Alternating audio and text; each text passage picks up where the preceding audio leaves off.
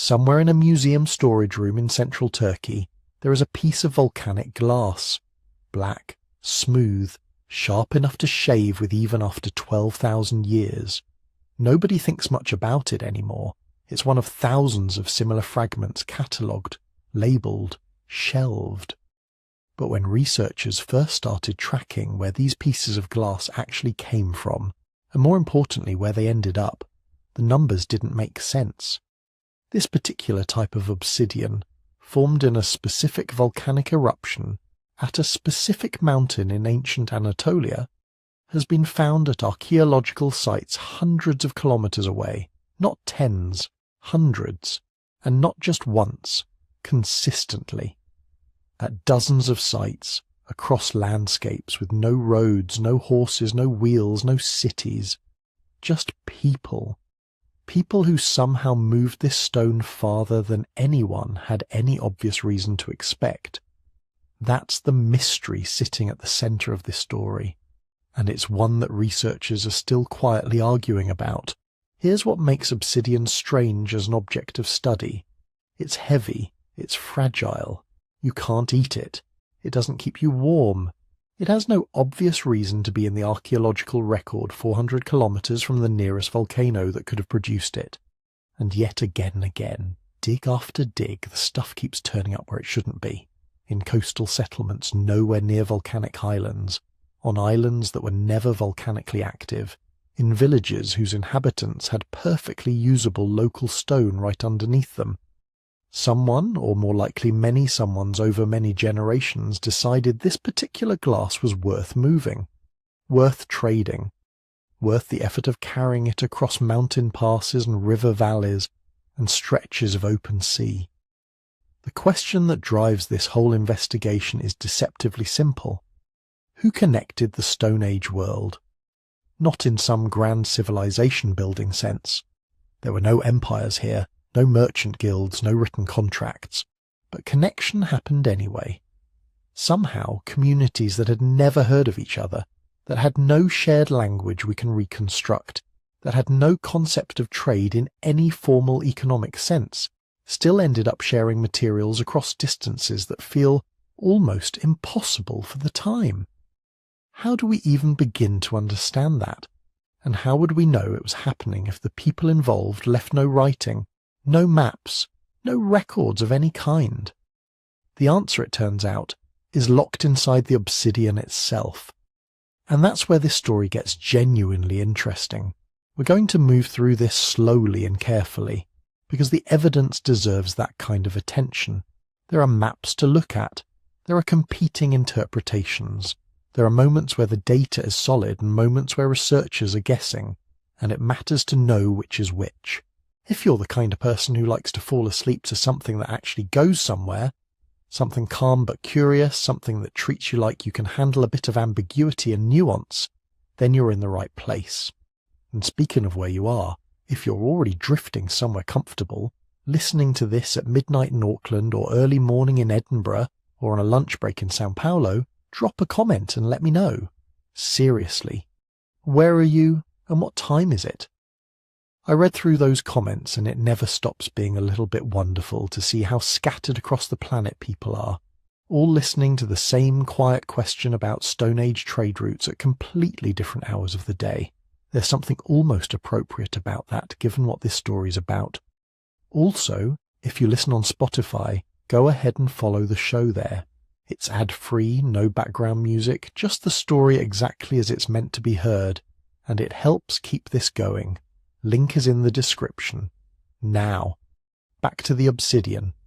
What we're dealing with here is a thread of evidence stretching from the Paleolithic, which is to say the Deep Stone Age, the era before farming, before villages, before anything you'd recognise as settled human life, all the way through the Neolithic, the period when people began cultivating crops, building permanent settlements, and organising themselves into something more complex. And across that entire sweep of time, obsidian keeps moving. The distances change, the patterns shift, the scale accelerates. But the basic fact of long-distance stone movement never goes away. It just gets harder to explain the longer you look at it. There are researchers who think this represents formalized exchange networks. People trading deliberately, building relationships across distances through the movement of materials. There are others who argue the evidence is more ambiguous than that obsidian could have moved hand to hand over generations through a kind of gradual drift, nobody ever carrying it very far, but the cumulative effect being these enormous distances. And there are still others who think the answer probably varies depending on the period, the region, and the specific communities involved. That's a more complicated picture, but it's probably also a more honest one. What we can say with confidence is this: long before the first city was built, long before the first writing system was invented, long before anyone had a word for commerce or a concept of a market, human communities were moving objects across landscapes in ways that required either sustained effort, sustained relationships, or both. The obsidian is the proof. The fingerprinting techniques that let us trace exactly which volcano a piece of glass came from are the key that makes the proof legible. And the maps that result from all that analysis are genuinely some of the most quietly astonishing things in all of prehistoric archaeology. We'll get into how all of that works, the chemistry, the sourcing techniques, the specific routes that scholars have been able to piece together across Anatolia, across the Aegean, through the Levant.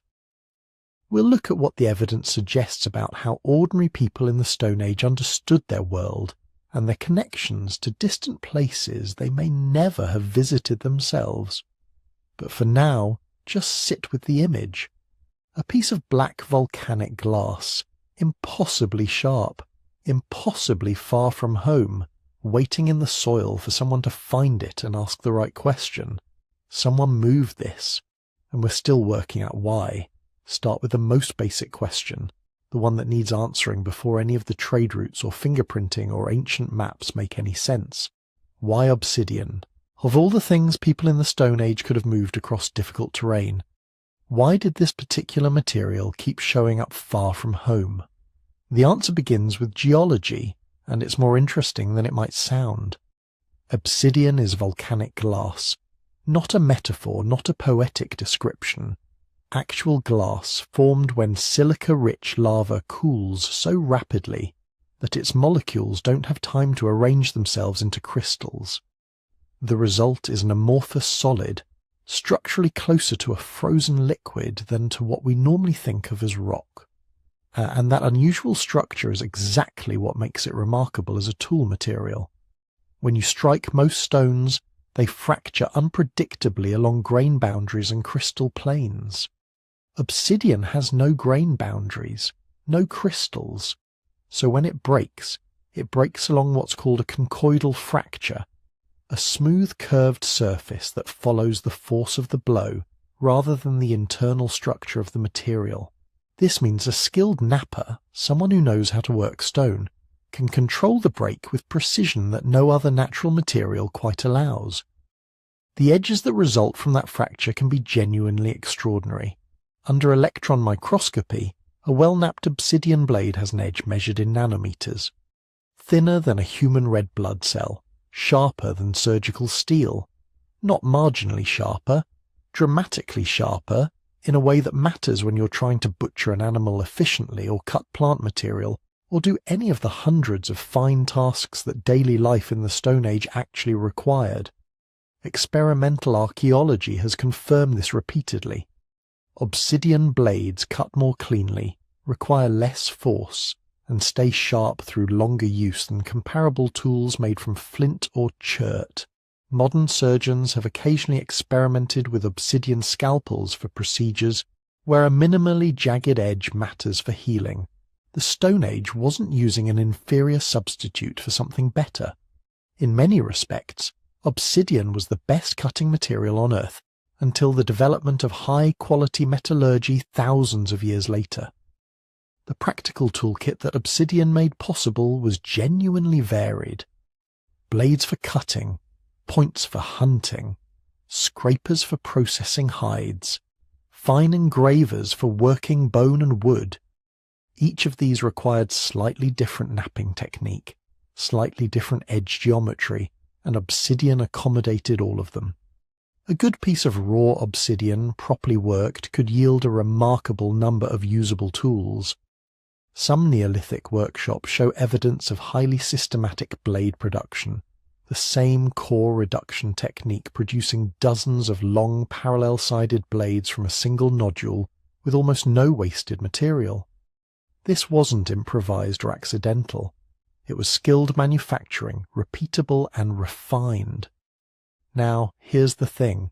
Other stones could do some of what obsidian did. Flint, chert and quartzite were all worked by Stone Age people across the ancient world, and they could produce serviceable cutting edges. If you were in a landscape with good flint deposits, you weren't helpless without obsidian. You could hunt, process food, make clothing, do most of what daily survival required. So the presence of obsidian at sites hundreds of kilometers from the nearest source isn't simply a matter of raw necessity. People weren't moving it because they had no alternative. They were moving it because it was better, different, worth the effort in some way that went beyond simple functionality. And this is where the story gets more complicated and more interesting. There's a meaningful distinction between the way people collected local toolstone and the way they acquired obsidian from distant sources. For ordinary stone, the pattern looks like what you'd expect. People collected flint or chert when they were near a good deposit, used it, left debris behind. The material shows up in archaeology close to where it naturally occurs, with concentrations dropping off fairly quickly as you move away from the source. The effort involved was modest. You picked up stone when you walked past it. Non-local obsidian doesn't behave that way in the archaeological record. It shows up at sites where there is no nearby volcanic source. It shows up in quantities that suggest deliberate, repeated acquisition rather than occasional finds. It shows up in forms that sometimes indicate it was being transported as pre-prepared cores or finished blades rather than raw nodules, which implies decisions were being made about how to move it efficiently.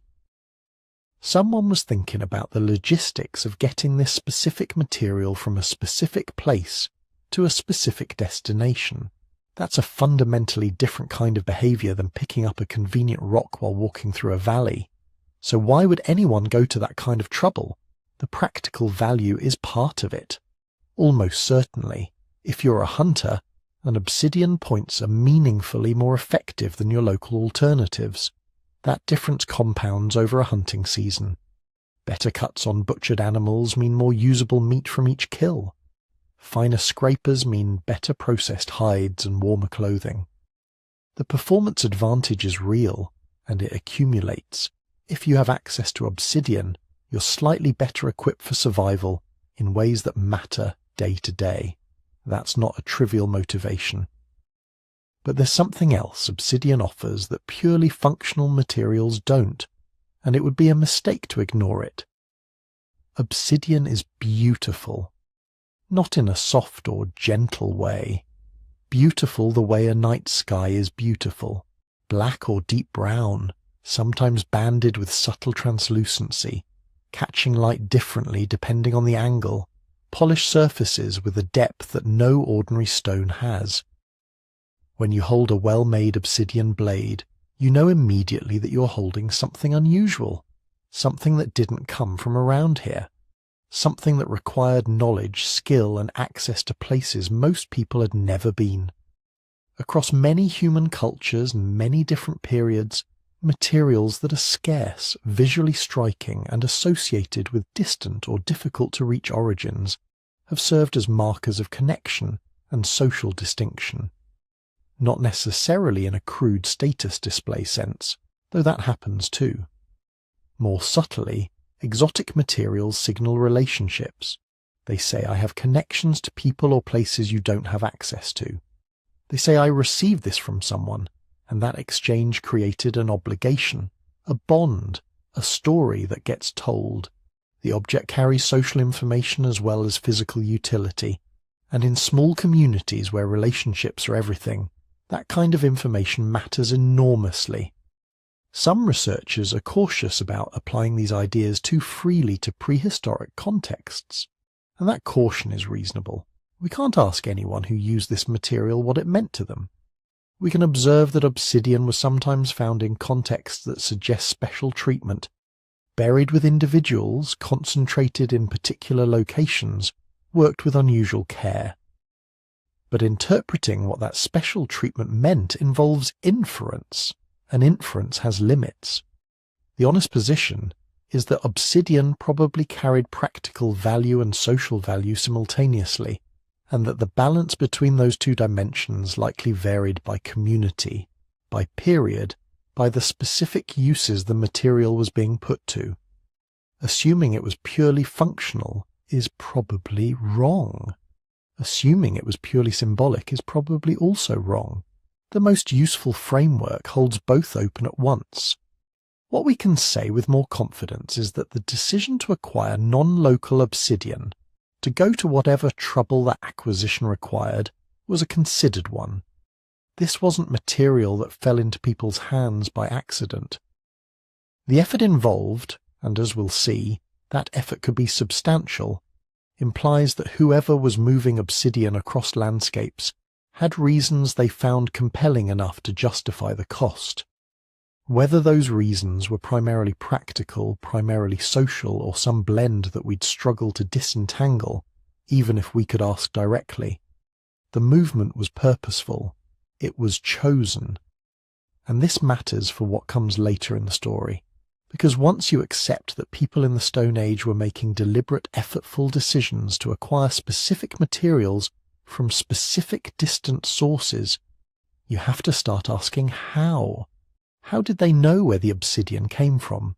How did they establish the relationships that made acquisition possible? How did knowledge of a volcano hundreds of kilometers away survive in a community that had no writing, possibly no one who had ever visited the source in living memory? These questions don't have simple answers, and different researchers argue for different mechanisms, some of them quite different from each other. But they all start from the same observation. Obsidian moved because something made it worth moving. Understanding what that something was is the first step toward understanding how the Stone Age world was, against all apparent odds, actually connected. The material itself is the starting point, sharp enough to matter, beautiful enough to notice, scarce enough to carry meaning.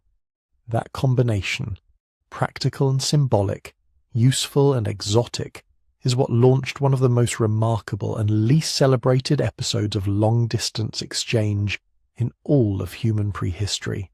To make sense of that movement, we have to answer a question that sounds almost impossible at first. When you pick up a tiny flake of obsidian from an archaeological site, how could you possibly know which volcano it came from? It turns out the stone remembers. Obsidian is glass, but it isn't chemically simple. As the lava rose through the crust, it picked up trace elements from the rocks it moved through, and its own chemistry evolved as it sat, cooled, mixed, or didn't mix with other magmas. When it finally froze into glass, that particular combination of elements was locked in place.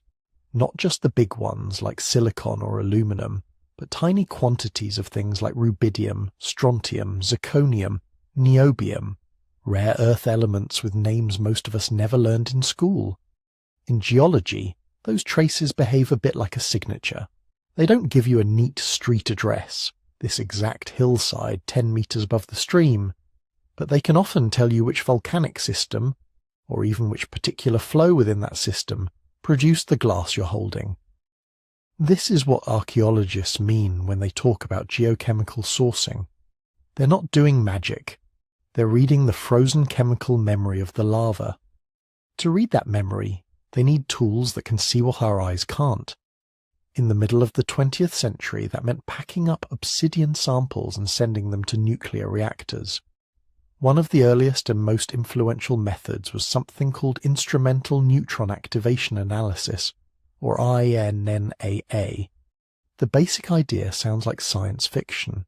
You expose a tiny piece of obsidian to a flux of neutrons, which makes many of the atoms inside it slightly radioactive. As those atoms decay back to stability, they emit gamma rays at very specific energies. Different elements produce different patterns. By measuring those gamma rays, you can work backwards to figure out which trace elements are present and in what amounts. INAA is slow, expensive, and not exactly a field technique. But for decades, it produced incredibly precise fingerprints for obsidian sources across places like Anatolia, the Aegean, and the Near East. Whole reference libraries were built this way. Carefully collected samples from known volcanoes, each one measured and catalogued, forming a kind of chemical atlas against which archaeological pieces could be compared. More recently, less dramatic methods have become common. X-ray fluorescence, or XRF, uses high-energy X-rays to knock electrons around in the atoms of the sample. As those electrons fall back into place, they emit X-rays of their own, again with characteristic energies for different elements. XRF is faster and cheaper than INAA. Portable XRF devices can even be brought to museums and excavation sites, letting researchers test artifacts without shipping them off or grinding off large chunks. Then there's laser ablation inductively coupled plasma mass spectrometry, LAI-CPMS for short, which is almost as intense as it sounds. A microscopic laser beam vaporizes a tiny spot on the obsidian, turning it into a cloud of ions. Those ions are then sorted by mass in a sensitive instrument that can detect elements present at parts per million or even parts per billion. LAI-CPMES can capture an extremely detailed trace element pattern from a crater, so small you might not even notice it with the naked eye. Each of these methods has strengths and limits. XRF is relatively quick and non-destructive, but it struggles with very light elements and sometimes with extremely low concentrations. INAA is superb for certain trace elements and provides very stable results, but it requires access to a reactor and involves more destructive sampling. LAI-CPMS offers exquisite sensitivity and the ability to focus on tiny regions of a single artifact, but it demands complex equipment and expert handling. None of them by themselves say, this flake came from the northern slope of Volcano X, collected in late summer by someone named Aram. What they give you is a pattern, a list of elements and their relative abundances. The art lies in comparing that pattern to the patterns already known.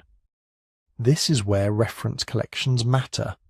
Over the last several decades, geologists and archaeologists have hiked into quarries, clambered over lava domes and sampled obsidian from as many geological sources as they can reach. Each sample is analysed, usually with more than one technique, and the results stored in databases. When an artifact from a distant archaeological site is tested, its chemical fingerprint is set against this library. Sometimes the match is almost uncanny. The ratios of rubidium to strontium, the specific cluster of rare earth elements, all line up with pieces from one particular volcano and nothing else in the region. In those cases, researchers can confidently say, the obsidian at this site came from that source, but the Earth is messy. Not all volcanic systems are cleanly separated.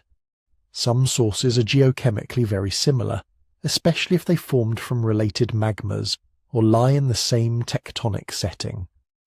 Two domes 20 kilometers apart might produce glasses that, at least with certain methods, are hard to distinguish. Weathering and alteration over thousands of years can blur the signal further, especially on surfaces. Rather than pretending that ambiguity doesn't exist, good studies lean into it. They treat sourcing as a statistical problem.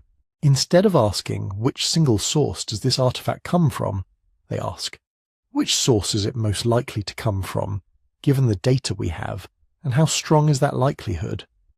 Clusters of points in multi-element plots, probability assignments, and cross-validation with multiple analytical techniques all help researchers express not just a best guess, but a margin of uncertainty. Sometimes the honest answer is that an artifact can be assigned to a group of closely related sources, but not narrowed further. Sometimes an object seems to fall between known groups, hinting at a geological source that hasn't yet been sampled, or at mixing of materials from different origins. Those cases don't close doors. They open new questions. Did people collect from multiple nearby domes? Are there buried flows we haven't found? Are our reference collections incomplete?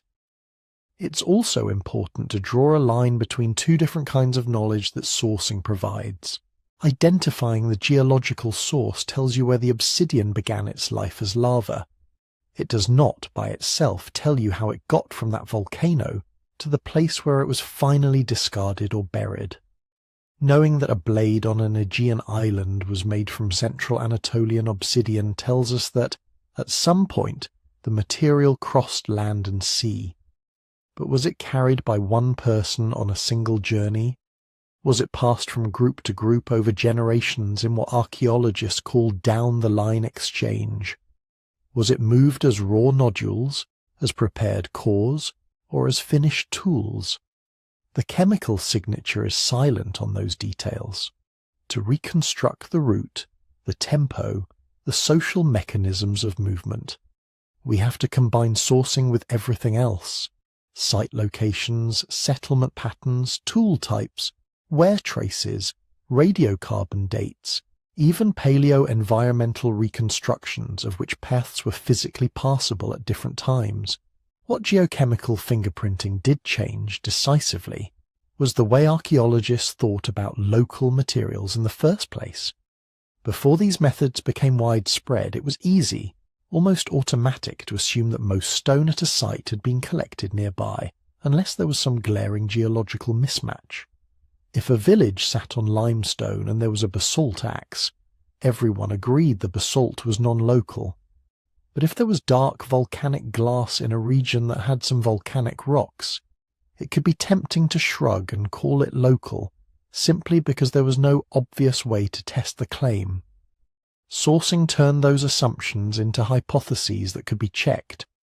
In some cases, the old intuition was confirmed.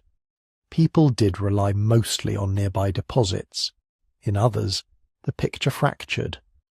Tools that looked ordinary turned out to come from volcanoes hundreds of kilometers away. What had been invisible long-distance connections crystallized into evidence. In the landscapes we're about to explore, Anatolia, the Aegean Islands, the Levant, that shift was revolutionary. Suddenly obsidian wasn't just black glass from somewhere volcanic.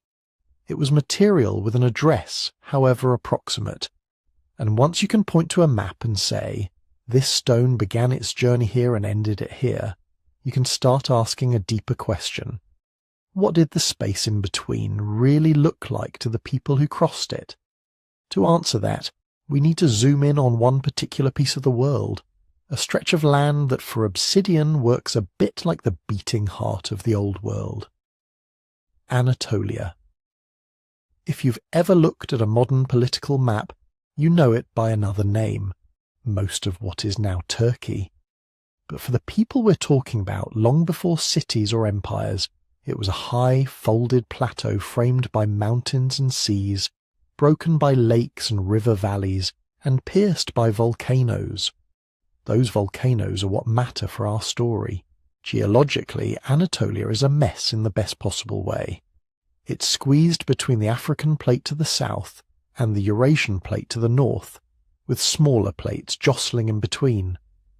That collision zone has been producing magma for millions of years. Some of it froze into basalt, some into andesite or rhyolite, and some into the dark volcanic glass we care about.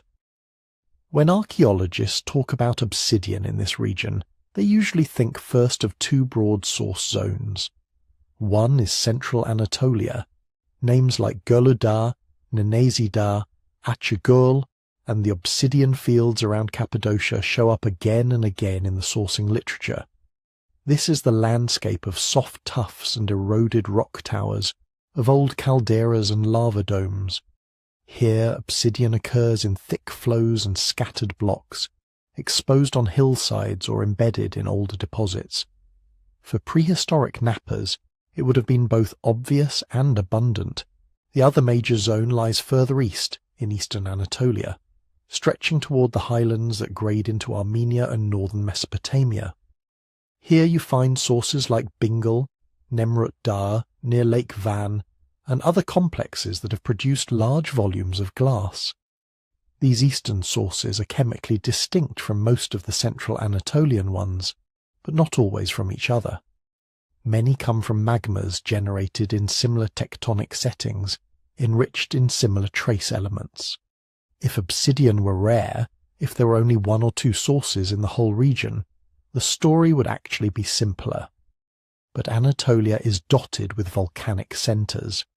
In some areas, people could have walked an hour in one direction and found glass from one magmatic system, then walked an hour the other way and found glass from another that, to the naked eye, looked pretty much the same. That overlap is where geochemistry stops being a luxury and becomes essential. On a workbench, a piece from Gulu Dağ doesn't announce itself in any obvious way. Neither does a fragment from Bingal. They're both dark, glassy, sharp. They can both be knapped into excellent blades. Without chemical fingerprinting, a tool made from eastern obsidian and carried into central Anatolia might be mistaken for something local, and the long journey it represents would simply disappear into the background. Multiple nearby sources also create another problem. Imagine a village perched in a landscape where three separate obsidian flows are technically local, each with slightly different colour, fracture behaviour, and chemistry. Did people prefer one over the others? Did they mix them freely? Did they reserve one kind for certain tool types? You can't answer those questions with visual inspection alone. You need to separate the stones into their geological families and then see what people did with each family. That's where assemblages come in. At an archaeological site, obsidian rarely appears as a single glamorous artifact. More often, it's a scatter of thousands of tiny fragments, raw nodules, battered cores, long thin blades, chunky flakes, snapped tips, finished tools with dulled edges, and minute chips left where someone sat and worked stone. Each piece is one point in a process that began at a volcano and ended in a hearth, a workshop area, or a grave. Raw nodules, when they're found on settlements far from the source, suggest that someone was moving unworked or only lightly tested stone. That implies one kind of exchange, perhaps groups travelling to the source and hauling back heavy loads, or specialists making dedicated trips to supply others. Cores, the roughly shaped blocks from which blades and flakes are struck, tell another story. They're lighter than raw boulders, already pruned of useless material at or near the quarry. If a site has many imported cores but few nodules, it suggests that part of the work, the wasteful early reduction, happened closer to the volcano. Somewhere out there, between the site and the source, there may have been workshops, way stations where obsidian was roughed out before being sent on. Blades and finished tools add more detail. Long standardized blades with regular ridges along the back are hard to produce without skill and practice. If you find those blades, all made from obsidian sourced to the same distant volcano, mixed in with only a few cores and almost no raw nodules, you're probably looking at a community that imported semi-finished products or even completed tools. In that scenario, obsidian wasn't just stone. It was a crafted commodity. Someone, somewhere closer to the volcano, was doing the specialized work.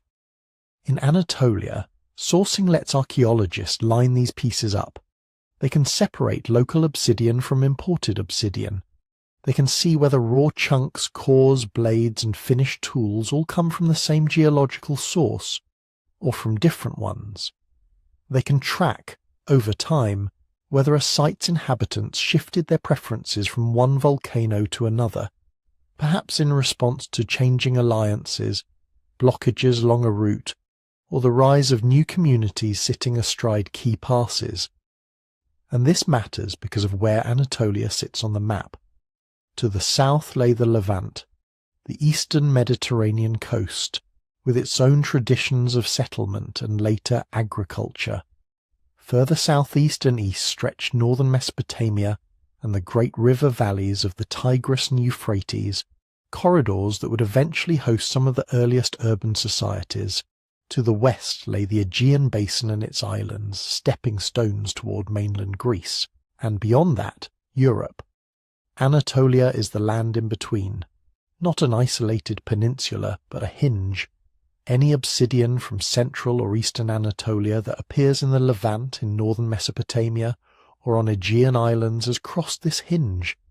It has moved along river valleys, over mountain passes, and in some periods, across shorelines that looked very different from today. It might have travelled in the hands of hunters following herds, shepherds moving flocks between seasonal pastures, or early farmers seeking new lands. It might have drifted gradually from group to group, changing hands many times.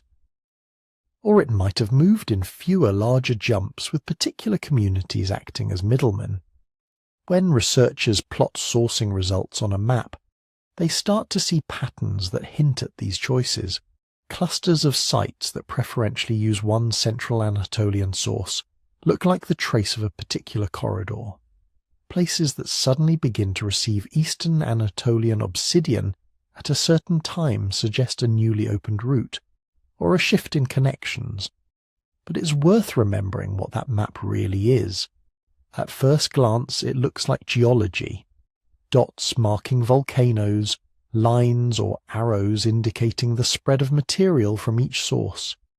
Yet beneath the chemical signatures and the topography, what we're really seeing is a record of human decisions. Every obsidian flake outside its source zone is the outcome of someone's choice to walk in one direction rather than another, to invest effort in carrying heavy stone instead of something else, to maintain a relationship with neighbours who could provide access, or to seek out new partners when old pathways failed. The obsidian map of Anatolia is not just a picture of where volcanoes happen to be. It's a shadow map of ancient itineraries, of remembered paths through mountains and across plains, of favourite campsites and seasonal gathering places. It's a map drawn, unconsciously, by thousands of individual journeys over thousands of years. To understand how far those journeys could reach, and how people began to push obsidian beyond the land itself, we have to leave the plateau and follow the glass out to sea. When you follow those journeys west, the land falls away into something very different from the Anatolian plateau. Water, channels, islands. The Aegean is not a simple coastline. It's a jigsaw of peninsulas and scattered land masses, some only a short swim apart at low sea levels, others separated by deceptively narrow stretches of deep water. For obsidian, and for the people who moved it, this mattered. Among all those islands, one name keeps coming back in the archaeological reports: Melos. Melian obsidian is one of the clearest and strangest signals we have that Stone Age people were doing more than just walking. The island's volcanic glass has a particular chemical fingerprint, one that can be picked out reliably from other Aegean and Anatolian sources. When researchers started testing obsidian artifacts from mainland Greece, from the Cyclades, even from further afield, they kept finding the Melian signature. The puzzle is that Melos is not a coastal outcrop you can stroll to at low tide. Even when Ice Age sea levels were lower, it was still an island. To reach its obsidian, people had to cross water. That makes Melos and islands like it a kind of stress test for prehistoric mobility. On the mainland, you can always argue that obsidian got around through slow, incremental exchange. One group walks a little, trades with the next, who carry it a bit farther, and so on. Over centuries, material creeps across landscapes almost by accident. Islands break that logic. At some point, a person with a particular toolkit stood on a shore, looking across a strip of sea toward land that was clearly not attached. To get there, they had to willingly leave the security of ground and commit to something else: a raft, a dugout, a skin boat. perhaps only a bundle of logs lashed together. We don't know the exact form. What we do know is that the distribution of obsidian tells us they made that crossing, not once, but many times. The evidence comes in layers. One layer is simple presence and pattern. Melian obsidian shows up in sites on the Greek mainland and other islands, in quantities that are hard to explain by a single lost voyage or a rare curiosity. In some Neolithic settlements, the majority of obsidian tools that have been chemically tested trace back to Melos. The further those sites are from the island, the more you would expect its glass to fade out if it were just a random trickle. Instead, we often see consistent use over long periods. Another layer is context. On Melos itself, the places where obsidian was quarried and worked are not ambiguous.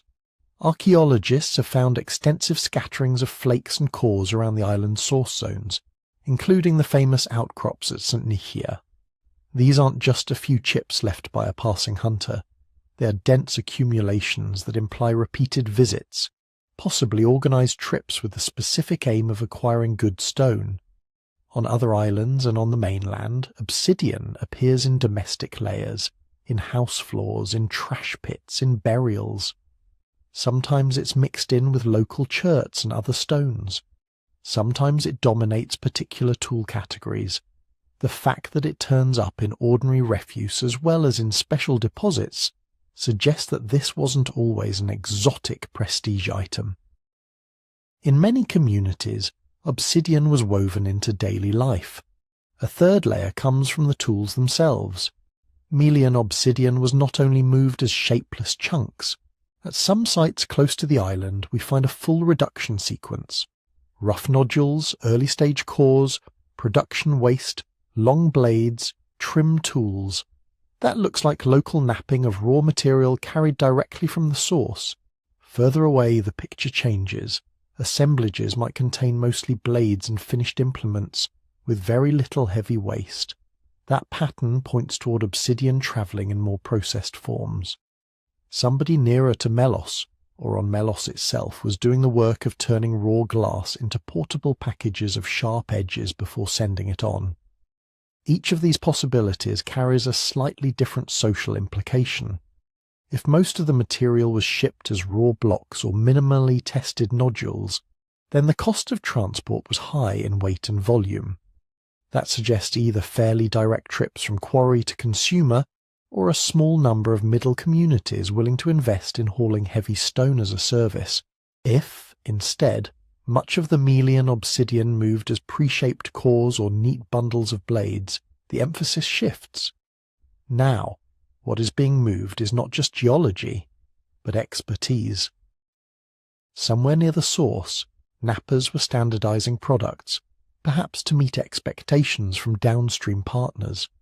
The glass leaving the island would already embody decisions about size, form, and quality. Down the line, other communities could resharpen or modify these imports, but the basic package was defined at or near the source. The archaeological record hints that both strategies were used, at different times and places. Early in the sequence, we see more evidence for raw or lightly reduced material travelling.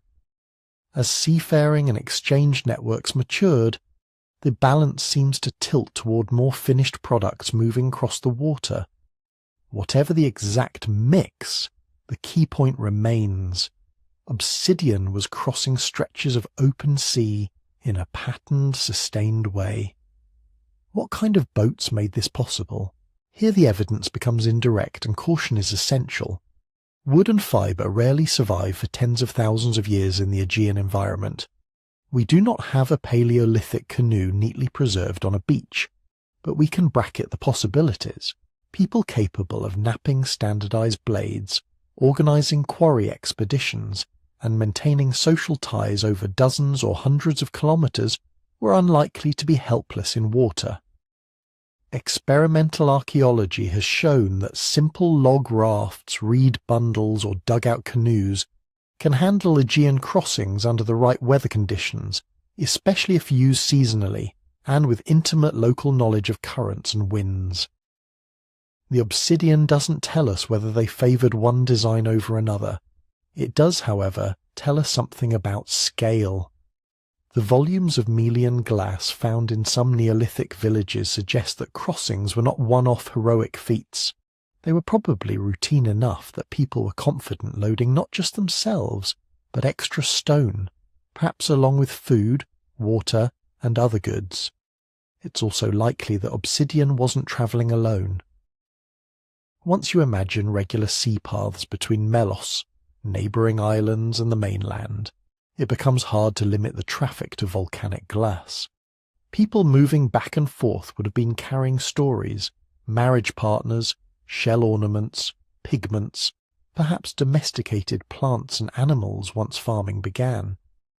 The same roots that carried sharp black blades could easily have carried ideas about house styles, rituals, or exchange obligations.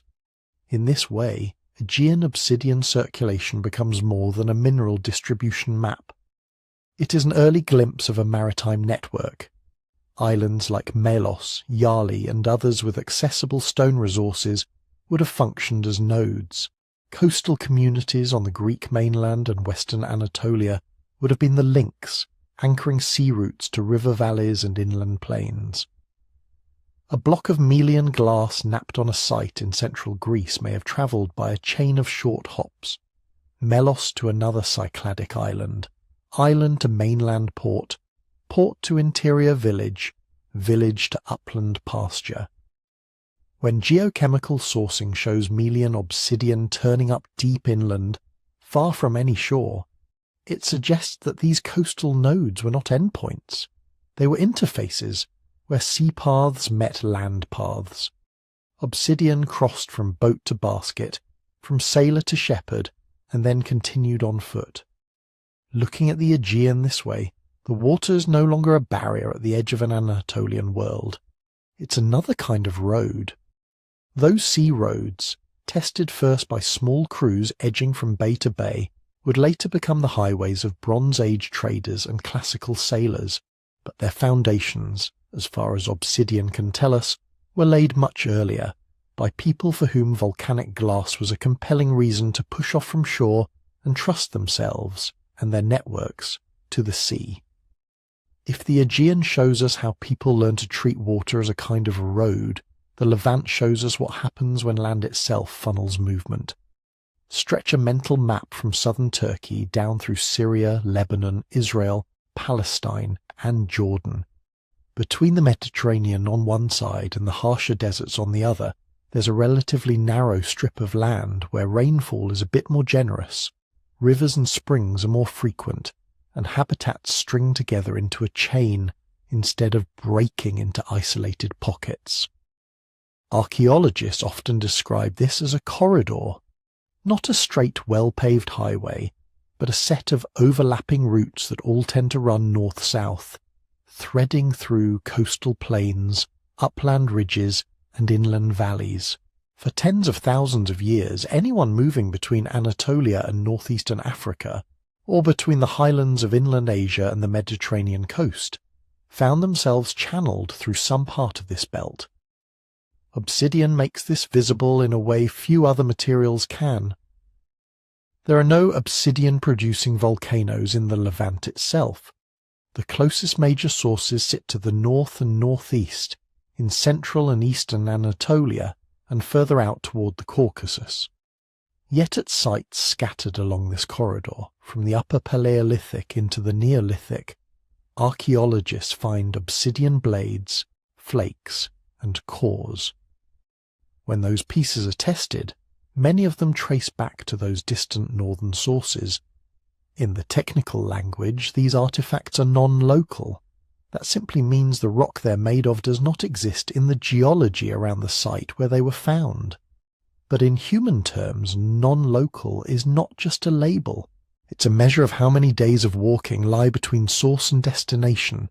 If a chunk of obsidian in a Levantine camp comes from central Anatolia, we're talking about hundreds of kilometres as the crow flies, and often more along real paths that detour around mountains and trackwater sources. Even for highly mobile hunter-gatherers, that represents a serious journey. This raises a basic question. Whose journey are we seeing? One possibility is direct procurement. A group based somewhere in the northern Levant, perhaps near today's Syria or Lebanon, could have organised occasional expeditions northward toward the obsidian-bearing zones of Anatolia. People might follow familiar river valleys and passes, visit known quarries, pick up raw blocks or early-stage cores, and then turn around and bring them home. In that scenario, each piece of non-local stone still reflects movement, but most of that movement is done by the very people who eventually use it. Another possibility is almost the opposite. The obsidian in a southern Levantine site may never have been handled by anyone who had seen the volcano it came from. Instead, it might have trickled down the corridor through multiple exchanges, traded from one group to the next, sometimes as raw nodules, sometimes as partially worked cores, sometimes as finished blades passed along with other gifts. This is the down-the-line model. No single group walks the full distance between Anatolia and, say, the northern Sinai. Yet over time, obsidian still covers that ground, moving in small steps as people meet, camp together, intermarry, or share feasts. Can the material itself tell these stories apart? Sometimes it can offer hints, though rarely a neat answer. At sites relatively close to inferred sources, archaeologists sometimes find evidence of the whole napping sequence. There are big, heavy chunks of raw glass, roughing out waste, and the finer flakes left by the final stages of shaping tools. That full spectrum suggests that someone nearby had direct access to large nodules. They weren't just receiving a few prepackaged blades, they were doing much of the work themselves. Further down the corridor, the assemblage can look very different. Levantine sites several hundred kilometres from any known volcano may contain mostly small flakes, retouched tools, and perhaps a few exhausted cores, but little of the bulky early-stage waste you'd expect if raw blocks were arriving regularly. That kind of pattern fits better with obsidian reaching these places already reduced, perhaps as well-formed blade cores or as bundles of long blades ready to be turned into specific tools. Someone else, further north, has already done the heavy lifting.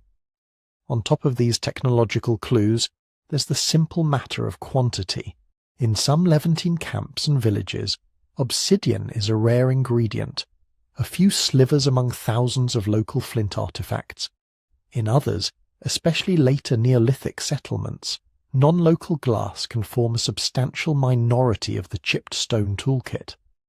The more abundant and systematic the use, the harder it is to explain it as the result of a single heroic trek or a one-off caravan. Instead, it starts to look like a regular flow, supported either by repeated direct journeys, by established down-the-line networks, or by some mix of both. This is where the Levant's role as a corridor becomes important. People in this belt were not standing still. Even without trade in mind, many groups had seasonal rounds. Herds moved between lowland winter ranges and upland summer pastures. Edible plants ripened at different times in different zones. Bands might spend part of the year near the coast, part in interior valleys, part on the edge of steppe or desert. Along these circuits there were places that drew people together. Some sites along the Levantine corridor show unusually dense occupation layers and repeated use over long spans of time.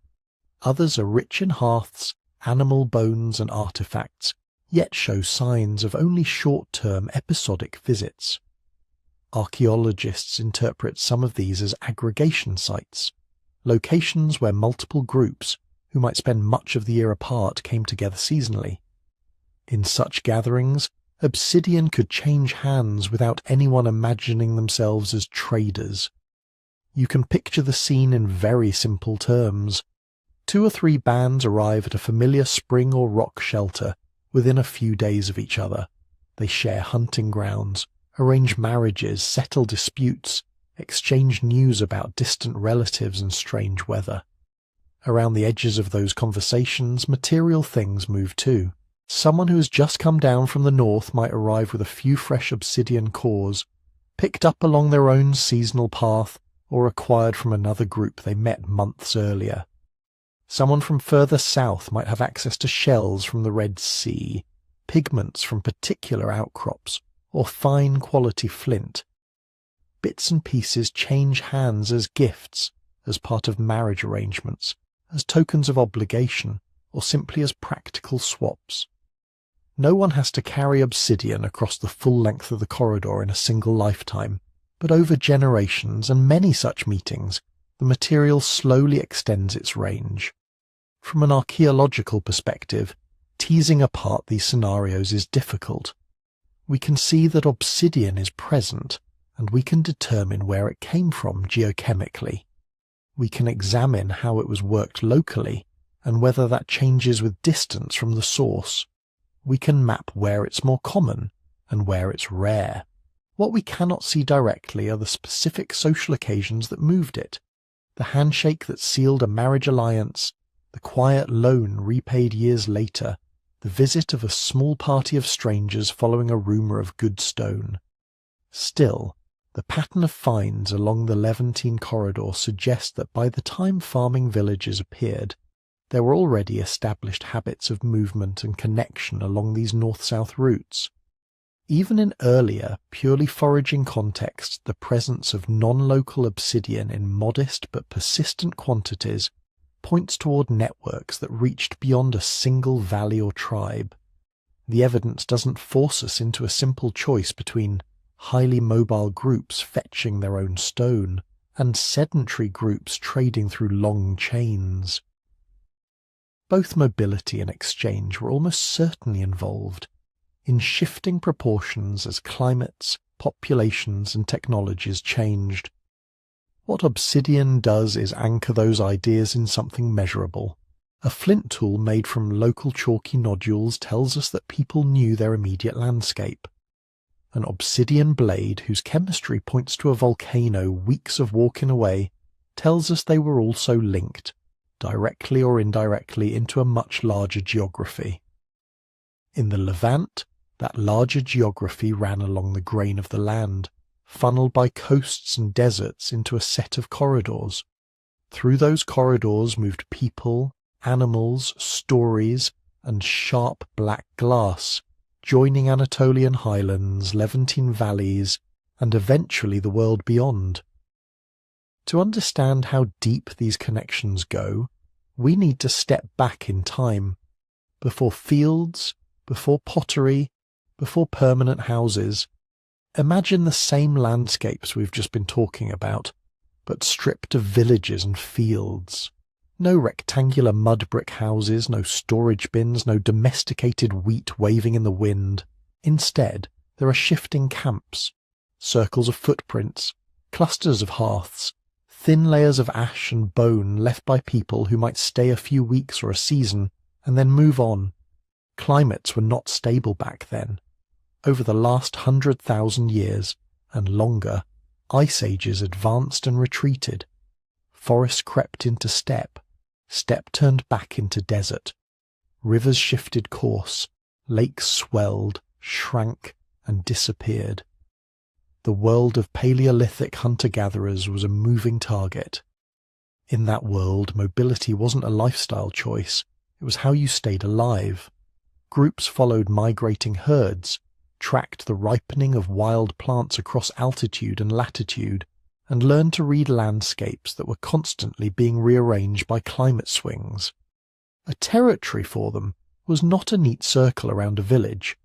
It was more like a web of favoured valleys, water sources, hunting grounds, and seasonal camps, spread over hundreds or even thousands of square kilometres. Into this shifting web, obsidian appears, quietly and early. Long before the first farmers in Anatolia or the Levant, there are upper Paleolithic sites where a few obsidian flakes turn up among overwhelmingly local stone. In central Anatolia, in parts of the Zagros, in the Caucasus region, hunter-gatherer camps dating back tens of thousands of years contain slivers of volcanic glass whose chemical fingerprints match sources tens or even hundreds of kilometers away. In some cases, the source is visible on the horizon. A group might camp within sight of a dark volcanic dome and walk a day or two to pick up nodules along old lava flows. That kind of local movement fits well with what we know of forager behavior. But again and again, there are examples that stretch beyond that simple picture. At sites where the nearest known obsidian source lies far outside what most models would predict for an individual band's day-to-day foraging radius, a small number of pieces still appear. Sometimes we're talking about distances of 200, 300, even 400 kilometers in straight-line terms, through landscapes that would have been rugged even in good climate phases. That doesn't mean a single person walked all that way with one prized flake in their pocket. It might mean that, over generations, people's movements and exchanges stitched together those distances. Still, the existence of those pieces raises awkward questions for the old textbook image of Paleolithic life. Tiny self-contained bands, each largely isolated within its own little territory, only rarely meeting strangers. If that image were accurate in a strict sense, we would expect most stone to be local almost all the time, with only the very occasional exotic item carried home from a youthful adventure. Instead, what we see in several regions is a pattern of rare but persistent non-local obsidian, turning up again and again over long spans of time. This is where it helps to think not just in terms of how far could one group walk, but how far their seasonal rounds might overlap with the rounds of their neighbours. A foraging band might have a core area they know best, with favourite springs, hunting blinds and plant gathering spots. Around that there are fringe zones they visit only in some years, when rainfall is good, or when herds shift their routes. Beyond those fringes lie other groups' core areas, with their own loops and rhythms. Where these loops overlap, people meet. Those meetings might be cautious first, then habitual. A neutral valley where herds tend to pass in autumn. A lakeshore that holds water even in dry years. A particular rock shelter that's big enough to host more than one band at a time. In such places, information can move faster than genetics. Stories about distant valleys, about unusual stones, about a mountain of black glass that breaks into edges sharper than anything else. Alongside stories, objects can move too. One group's periphery might be another group's home. If the northern neighbours pass near an obsidian-bearing volcano on their seasonal round, they might bring a few chunks with them when they head south. They may chip off some blades for their own use, then pass one or two on when they meet people who have good access to something else. High-quality flint, red ochre, access to a reliable wetland in drought years. Over generations, a network of such overlapping movements could allow obsidian to drift far beyond any one group's usual range, without requiring anyone to trade in a formal sense or imagine themselves as part of a long-distance system. This is one way to think about those rare exotic pieces, not as signs of caravans or specialists, but as the archaeological shadows of long, slow, ordinary movement. At the same time, the obsidian record doesn't stop at isolated curiosities. In some late Upper Paleolithic and Epipaleolithic contexts, especially closer to major source zones in Anatolia and the Caucasus, obsidian is present in more than token amounts. You see cores, multiple flakes, sometimes tools that show deliberate repeated use. The quantities are still small compared to what appears later in Neolithic villages, but they're large enough to hint at something more than a single lucky find. Here the distinction between exotic piece and sustained flow becomes important. An exotic piece is a one-off, a handful of flakes in a layer representing centuries of occupation, perhaps never replaced when they break or are lost. A sustained flow shows up as obsidian reappearing in layer after layer over long spans of time, and in enough quantity that people seem to rely on it for particular tool types. In some Paleolithic sequences near major Obsidian provinces, that second pattern is beginning to appear even before farming. It suggests that certain forager groups had integrated access to volcanic glass into their lifeways, whether through regular visits to source zones or through dependable ties to people who lived closer to those zones. How to interpret this is still debated. One school of thought emphasizes mobility. In this view, Paleolithic people were moving over astonishing distances as part of their normal annual or multi-year cycles. Long-lived bands might have extremely wide territories, shifting camp rarely but covering hundreds of kilometers over a year or two. In that case, Obsidian doesn't require trade at all. It's simply collected when the group happens to pass by. Another perspective stresses social ties.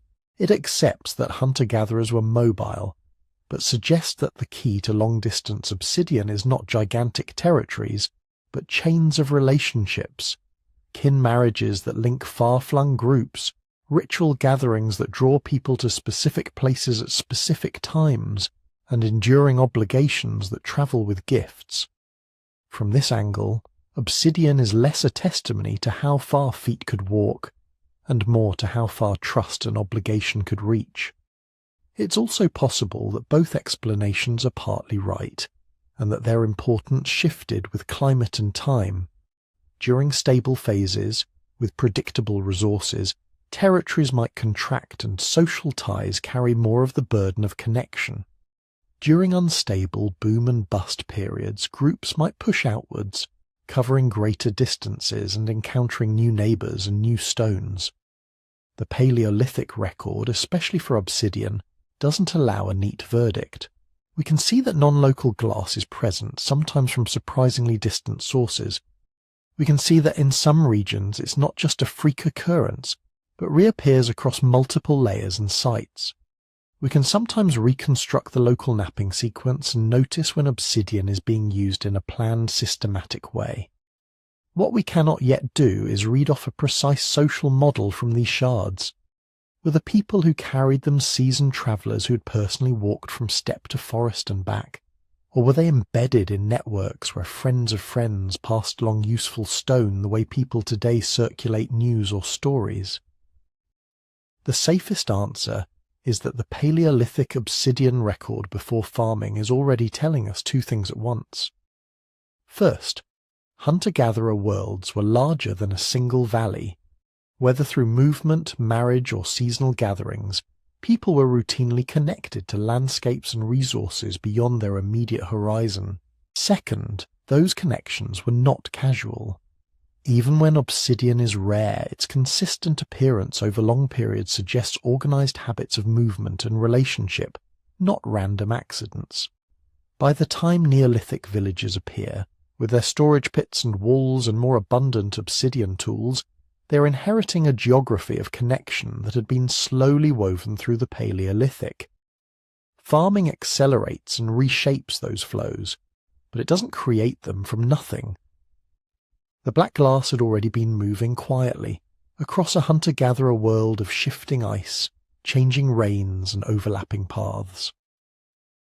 When farming enters the story, the tempo changes. Not overnight, and not everywhere at the same time, but gradually, unevenly, across the same landscapes where obsidian had already been drifting for millennia. Picture one of those favoured valleys where foragers once camped seasonally. There's still a river, still wild grasses, still herds passing through. But now, on a low terrace above the floodplain, there is something new, a cluster of houses that doesn't pick up and leave when the seasons turn. Neolithic villages anchor people in place. Fields and herds tie families to particular patches of land. Storage pits and granaries make it possible to survive bad years without having to abandon everything and gamble on a new territory. But settled doesn't mean motionless. Instead of whole bands ranging over hundreds of kilometers, you have a different kind of movement. Shorter but more frequent trips.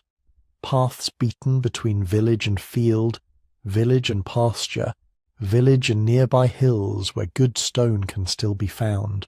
People are rooted, but their days are full of small journeys, to check flocks, to visit in-laws in the next hamlet, to attend a seasonal ceremony at a place that's been important since long before anyone sowed grain. In this new rhythm, Obsidian begins to move differently too. Archaeologically, the shift is stark. In many early farming communities across central Anatolia, the Aegean fringe, and the northern Levant, obsidian no longer appears as a rare curiosity. It shows up by the kilogram. Cores, blades, chips from tool making that carpet house floors and courtyard surfaces. The same chemical fingerprinting techniques that linked isolated Paleolithic flakes to far-off volcanoes now show entire Neolithic villages drawing heavily on particular sources. In some cases, the source is relatively nearby, within 50 or 100 kilometres. In others, the connection stretches several hundred kilometres, sometimes crossing mountain chains or seas. What changed was not only where people lived, but how many people there were and how they needed to work. Farming supports larger, denser populations. A valley that might once have hosted a handful of mobile bands can now sustain several hundred, even a few thousand people distributed among multiple villages. More people means more hands planting and harvesting, but it also means more mouths to feed, more tools to make, more repairs to carry out every single day. Stone tools in a farming village are not occasional implements. They become part of an everyday toolkit. Sickles made with fine obsidian blades are used to harvest grain. Long regular blades are snapped into segments and hafted into wooden handles. Scrapers process hides from domestic animals. Drills and points pierce bone, wood, and early pottery. When you scale that up from a single household to an entire village, demand for sharp, reliable cutting edges rises dramatically. At the same time, life in houses and fields encourages specialization. In a small foraging band, almost everyone learns basic knapping skills. In a compact village with dozens or hundreds of people, it becomes efficient for some individuals to focus on particular tasks. In many Neolithic sites, you can see this emerging division of labour in the stone itself. Instead of a jumble of ad hoc flakes, you start to see standardized blades. Long, narrow pieces of obsidian produced by carefully preparing a core and then striking off series of parallel blades with practiced, repeatable blows. The cores themselves show characteristic shaping, a technical signature of experienced knappers who know exactly what they're doing. These aren't people casually banging rocks together in a spare moment.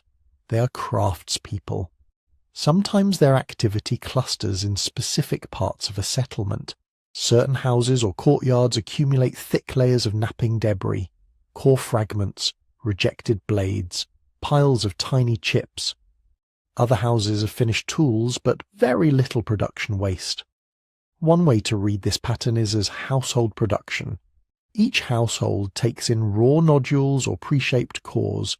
Someone within the family turns them into tools, and the waste simply happens to concentrate more in some spots than others. Another way, increasingly considered in the literature, is to see signs of more organized production. If one house consistently has large numbers of cores, failed attempts, and half-finished blanks, while many others have almost none of that but do have finished blade inserts, it suggests a different model. Perhaps a few specialists or specialist households were producing blades not only for themselves but for many others. In that case, obsidian is no longer moving simply as raw stone or as occasional finished items carried by individuals. It is being drawn into a village-level provisioning system. Some researchers talk about two poles on a spectrum. At one pole, household-level acquisition. Each family arranges its own access to obsidian. That might mean someone from the household goes on periodic trips to a nearby source or to a regional gathering where obsidian is available. They bring back a modest amount, knap most of it at home, and use or pass along finished tools as needed. At the other pole, community-level provisioning.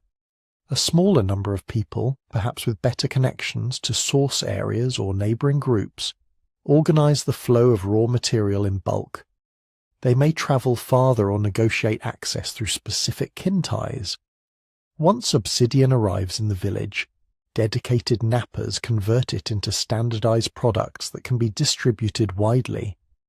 The archaeological record doesn't always let us choose definitively between these models.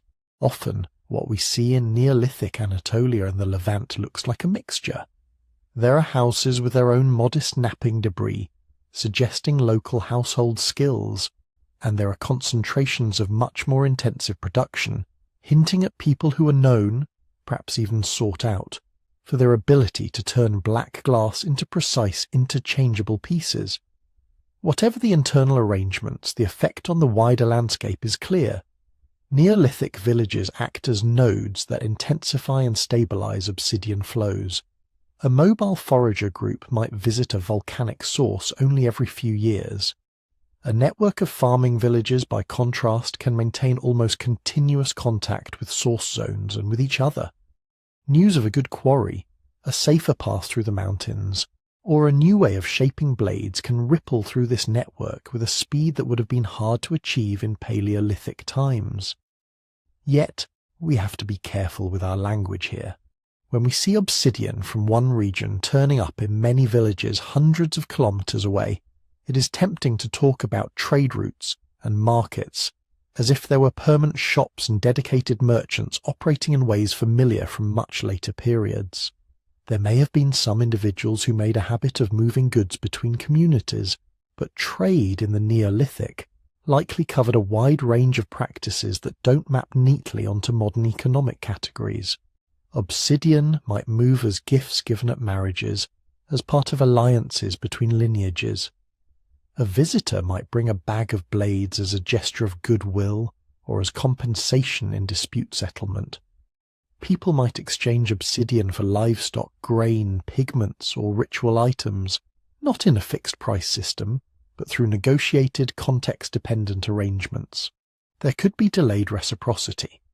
You host a visiting group today, feed them from your stored grain, and in a later season they arrive with obsidian from a distant cone, or with access to grazing land when your own fields are parched. All of these are forms of exchange. When archaeologists map obsidian distributions in Neolithic Anatolia and the Near East, they are not necessarily revealing markets in the modern sense. They are seeing the material traces of social relationships, obligations, favours, ritual ties, and shared histories that happen to involve the movement of volcanic glass. Settled villages, then, do two things at once. They tether people to specific places strongly enough that dense, enduring communities can form, and they create strong, predictable demands for certain materials, like obsidian, which, in turn, encourage more organised systems for moving those materials around. The result is an acceleration of exchange. The same black glass that once drifted slowly along the overlapping paths of foraging bands is now flowing more regularly, in larger volumes, along routes structured not just by geography and climate, but by the needs and social arrangements of village life. In the next step of the story, this acceleration will become even more visible as we zoom in on the workshops themselves, the hands that struck those blades, and the hidden specialists whose skills quietly shaped Stone Age economies. If you could sit quietly in a Neolithic village and just watch the ground for a while, the workshops would eventually give themselves away, not because of signs or fences or anything we'd recognise as a factory, but because of what archaeologists call the debris of production. When someone turns a raw obsidian block into a neat stack of blades, most of what they create is not tools, it's waste. Archaeologists have a word for this: debitage, all the little flakes and chips that fly off when you strike a core, the tiny angular pieces that collect where someone sat and worked for hours. To a casual eye, it's just gravel. To a trained one, it's a fingerprint of activity. In a light use area, you might find a few scattered flakes, a broken tool or two, the occasional small core somebody worked on for a short time. In a production area, you get something very different. Dense carpets of tiny chips, stacked lenses of waste built up over multiple episodes, sometimes packed so thick they form actual layers in the archaeological record. Mixed into that carpet are other clues. Cores, for instance. A core is the chunk of stone from which flakes or blades are struck. In simple flaking, a core might be any rock you bat around until it looks too messy to use. In more advanced traditions, the core itself is carefully prepared. Surfaces are smoothed, striking platforms are shaped. Angles are adjusted so that when the napper hits, the stone responds in a predictable way. When archaeologists talk about platform preparation, this is what they mean. Trimming and shaping the spot where the blow will fall so the force travels in the right direction at the right depth. The tiny scars left behind on those platforms tell us someone knew exactly how to coax glass into behaving almost like metal. Then there are the rejects. Not every attempt works. Blades snap. Flakes plunge too deep into the core. A mishit sends a fracture skittering across the surface, ruining hours of careful preparation. Those failures accumulate. Thick piles of snapped blades, misstruck cores, half-finished blanks abandoned when a fracture ran the wrong way. Taken together, dense debitage, heavily worked cores with systematic platform preparation, and large reject piles. These patterns are what archaeologists look for when they say, "This isn't casual, this is a workshop." It's in these contexts that blade technologies really stand out. A blade, in this technical sense, is not just any long, sharp piece. It has a particular geometry, longer than it is wide, with roughly parallel edges and a fairly standardized cross-section. Producing a sequence of blades like this from a single core requires a long chain of deliberate steps. You have to select the right raw material, obsidian free of internal flaws, big enough to sustain multiple removals. You shape the core into an elongated form, often with a carefully faceted platform at one end. You stabilize the core in your hand or against a support. Then you strike, again and again, adjusting force and angle so that each blow removes a long, thin sliver without ruining the core for the next one. This is not something most people can do well the first time they try. Ethnographic studies of traditional nappers and experimental archaeology where modern practitioners try to reproduce ancient techniques both suggest a long learning curve. There are subtleties you can't easily see, only feel. The slight change in resistance as the core heats in your hand, the way a platform rings when it's at the right angle, the almost instinctive adjustments to force when you sense an incipient crack. To get to the point where you can reliably turn out dozens of nearly identical blades from a single core, you probably need years of practice. That implies something more than casual imitation. It suggests structured learning. Children watching older relatives, then trying on cheaper stone, then being trusted with prized obsidian. A form of apprenticeship, even if nobody would have used that word. Where that learning took place is harder to pin down. One model imagines specialists who moved between communities. Perhaps there were individuals renowned for their skill, invited to visit neighbouring villages for seasonal work, shaping cores, teaching techniques, maybe staying through the harvest or a ritual season, then moving on with gifts and raw material in return. If that happened, we might expect to see very similar blade traditions spreading widely, not just in the final products, but in the details of how cores were prepared and how platforms were shaped. A kind of stylistic signature carried from place to place in one person's hands. Another model keeps the specialists more rooted. In this version, communities travel to the workshops rather than the other way around. Certain locations, near a good quarry or perhaps a long-occupied village with particularly skilled lineages, become seasonal hubs. People arrive with baskets of raw nodules or partly prepared cores, camp for a while, and leave with finished or nearly finished blades.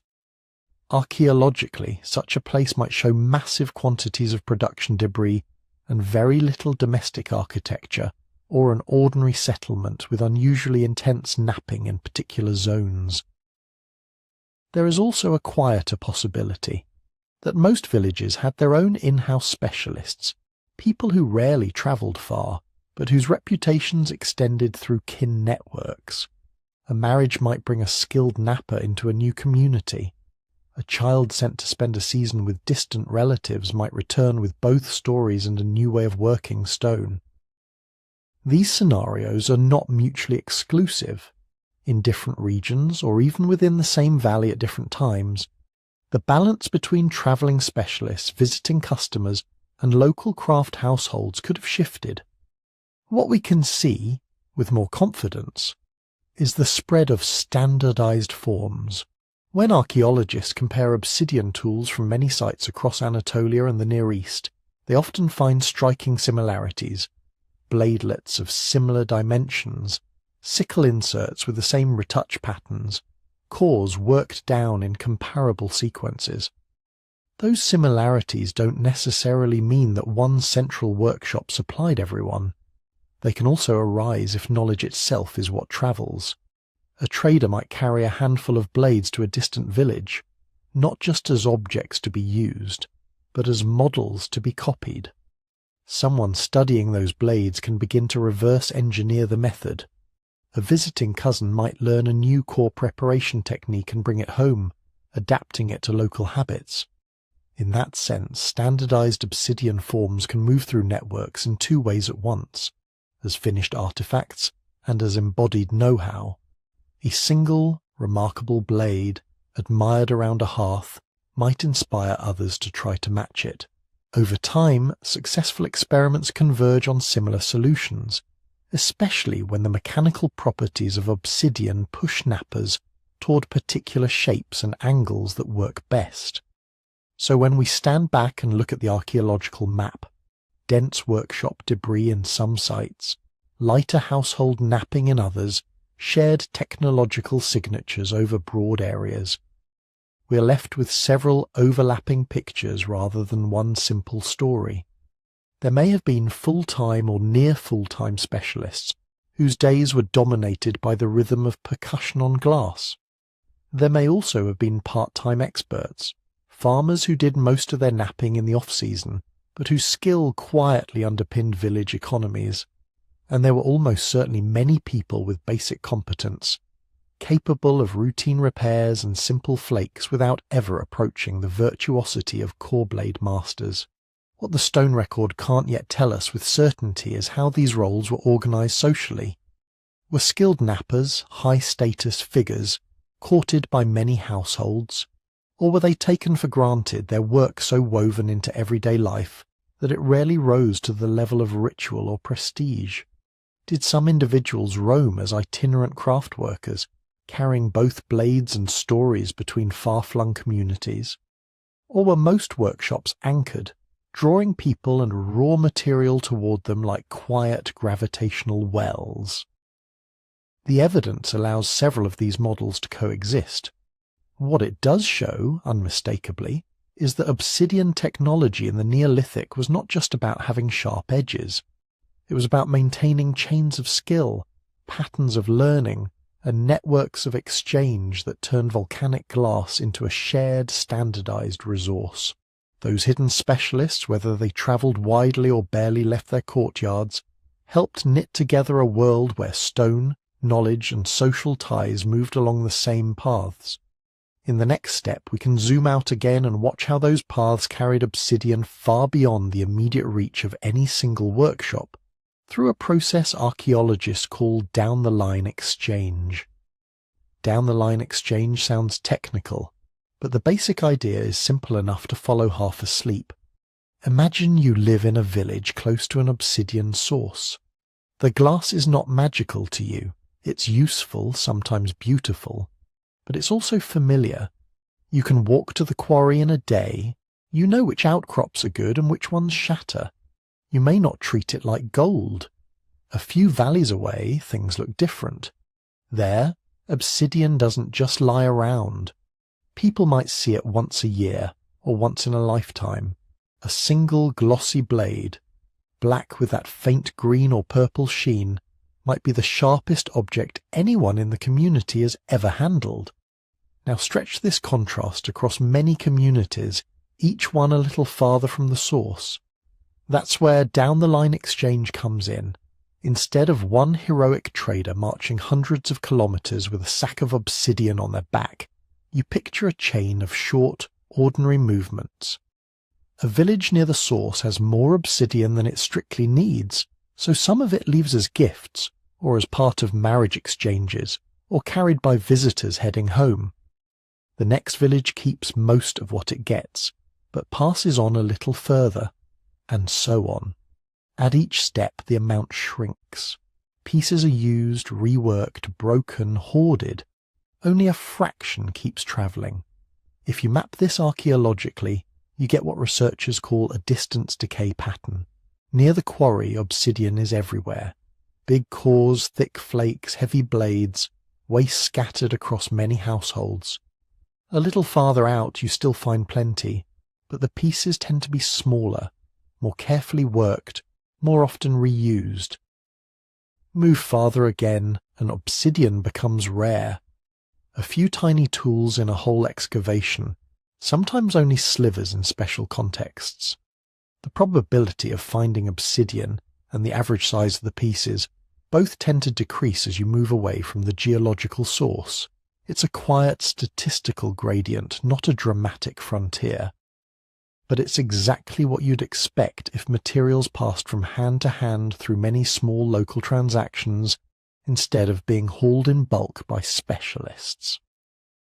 Those transactions didn't have to look like markets with prices and bargaining.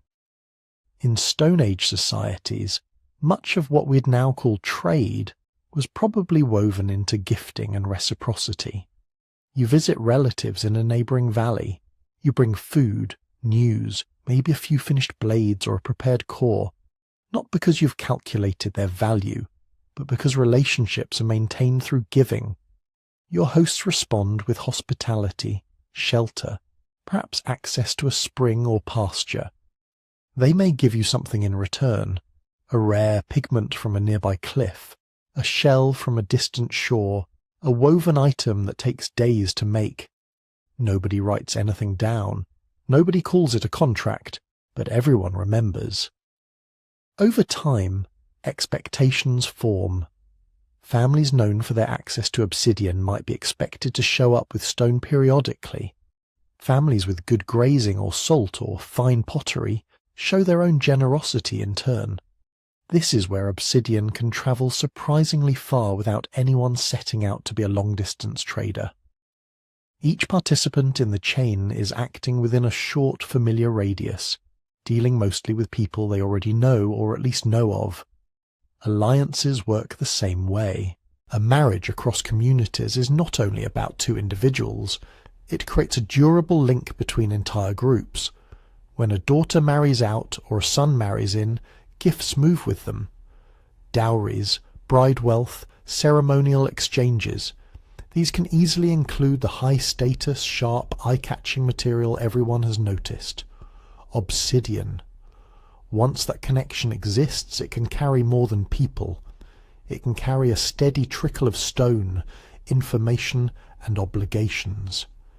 In times of need, a bad harvest, a conflict, a sickness, those same ties might be activated for help. From the outside, centuries later, we don't see the arguments or the laughter or the awkward visits. We see the pattern, obsidian from source A, turning up in small, well-travelled quantities in regions B, C and D, each a little farther and thinner than the last.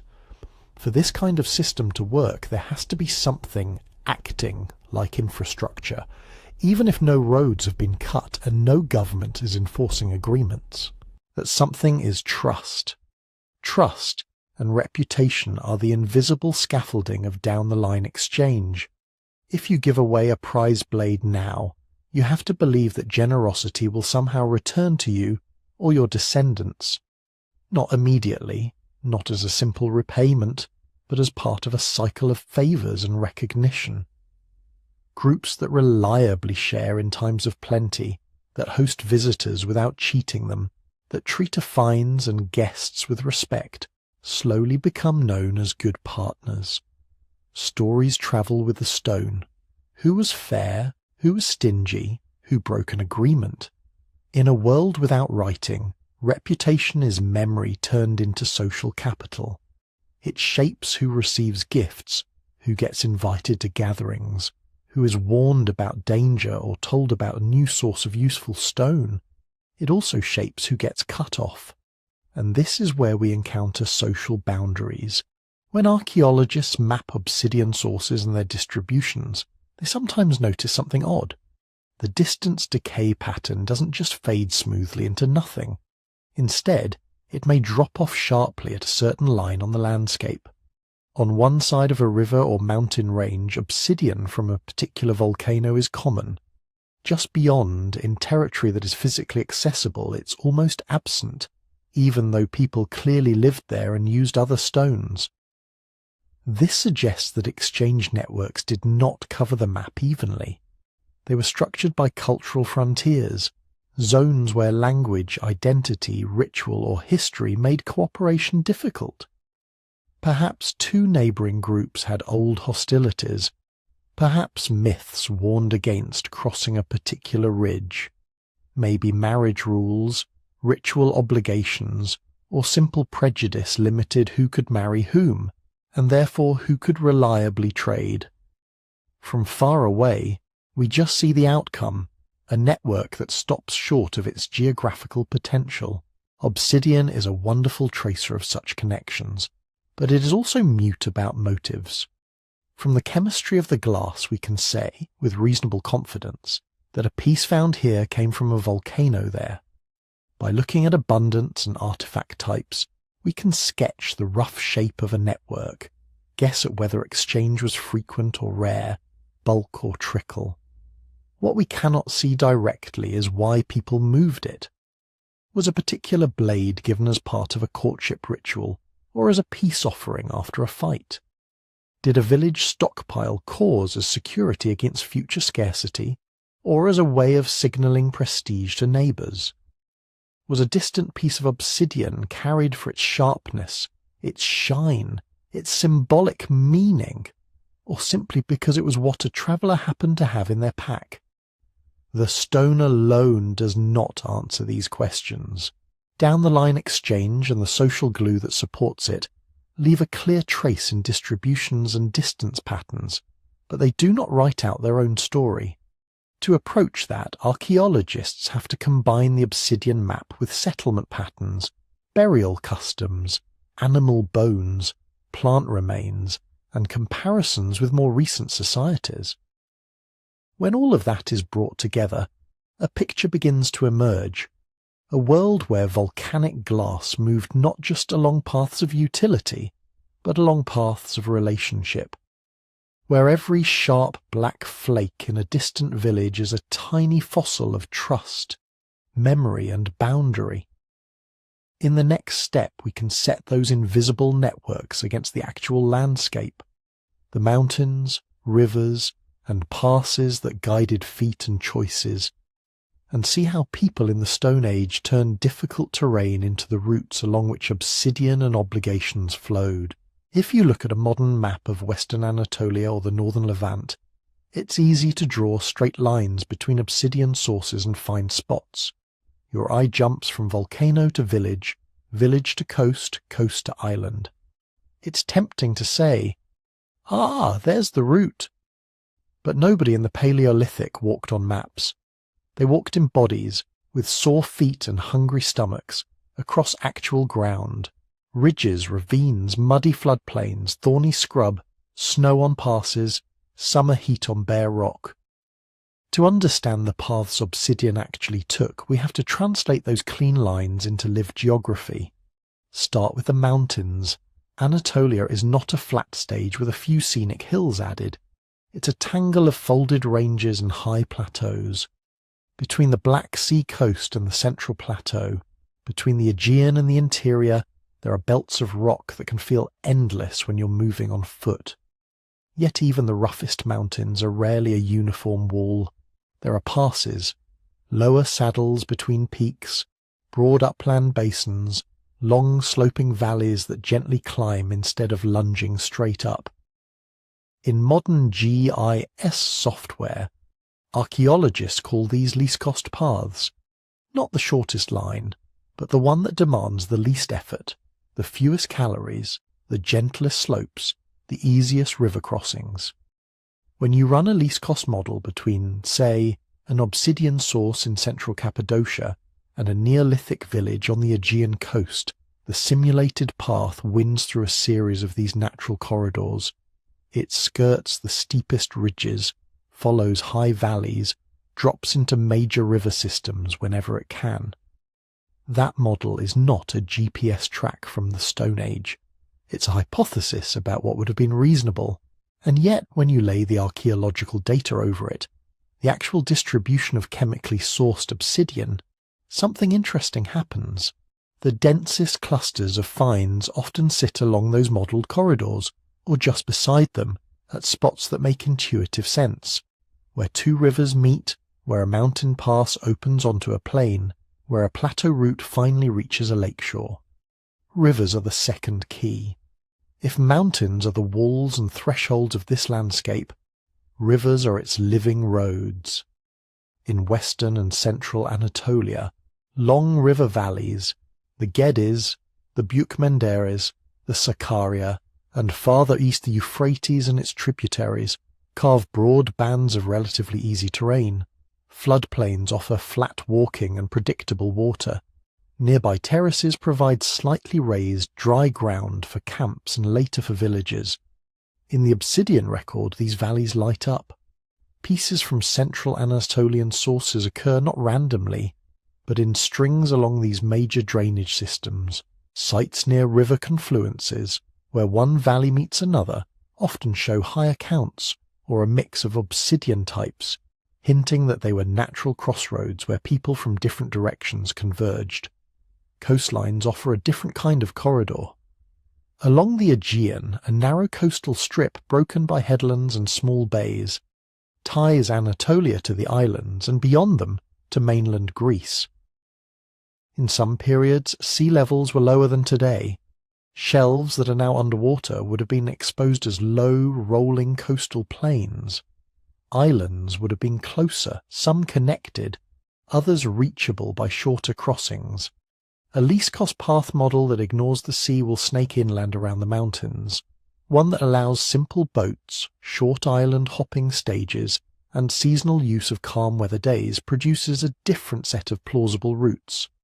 Hugging coasts, using estuaries as entry points, linking obsidian-rich interiors to faraway shores. The distribution patterns don't pick one model and crown it the winner.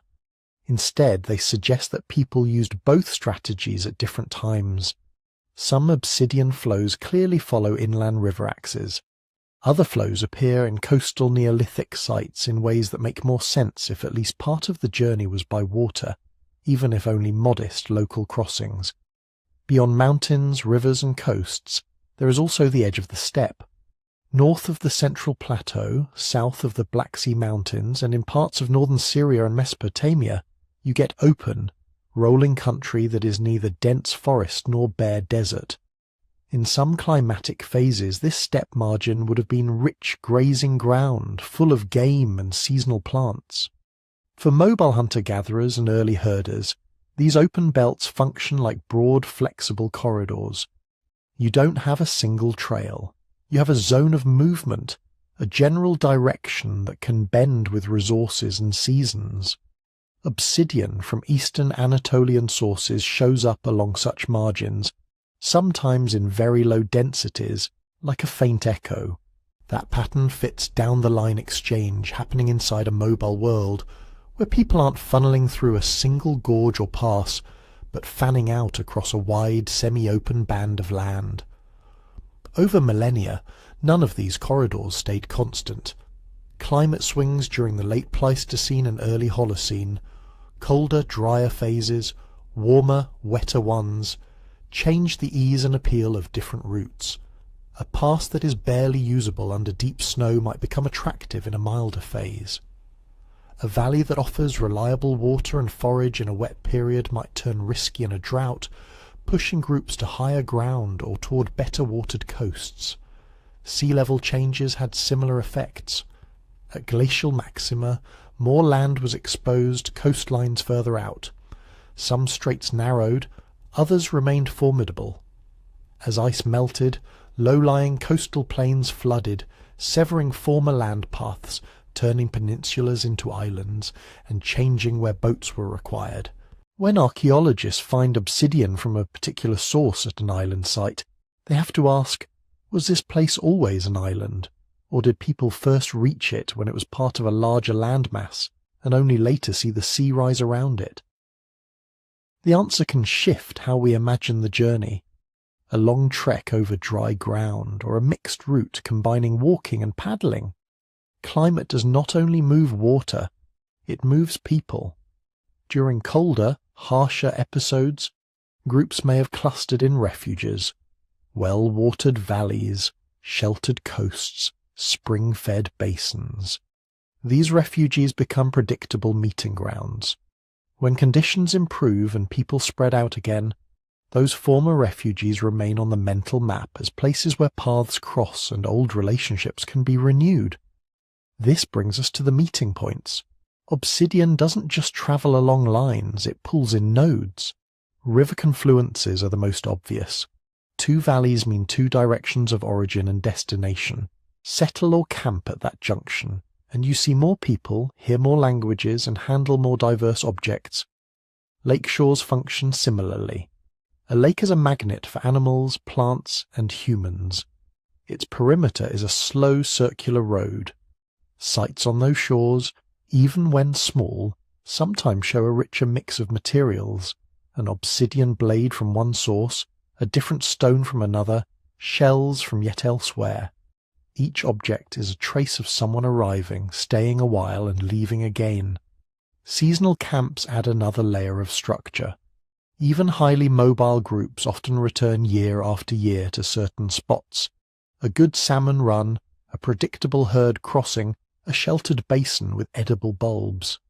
These recurring gatherings are perfect occasions for exchange. You don't have to plan a journey to trade. You just bring what you have surplus of to where you are going anyway. When archaeologists find repeated thin layers of occupation at a terrace above a river, each layer containing a small but steady trickle of non-local obsidian, it's reasonable to picture this kind of seasonal fare, modest in any one year, powerful in the long build-up of connections. Now, tie all of this back to the sourcing data.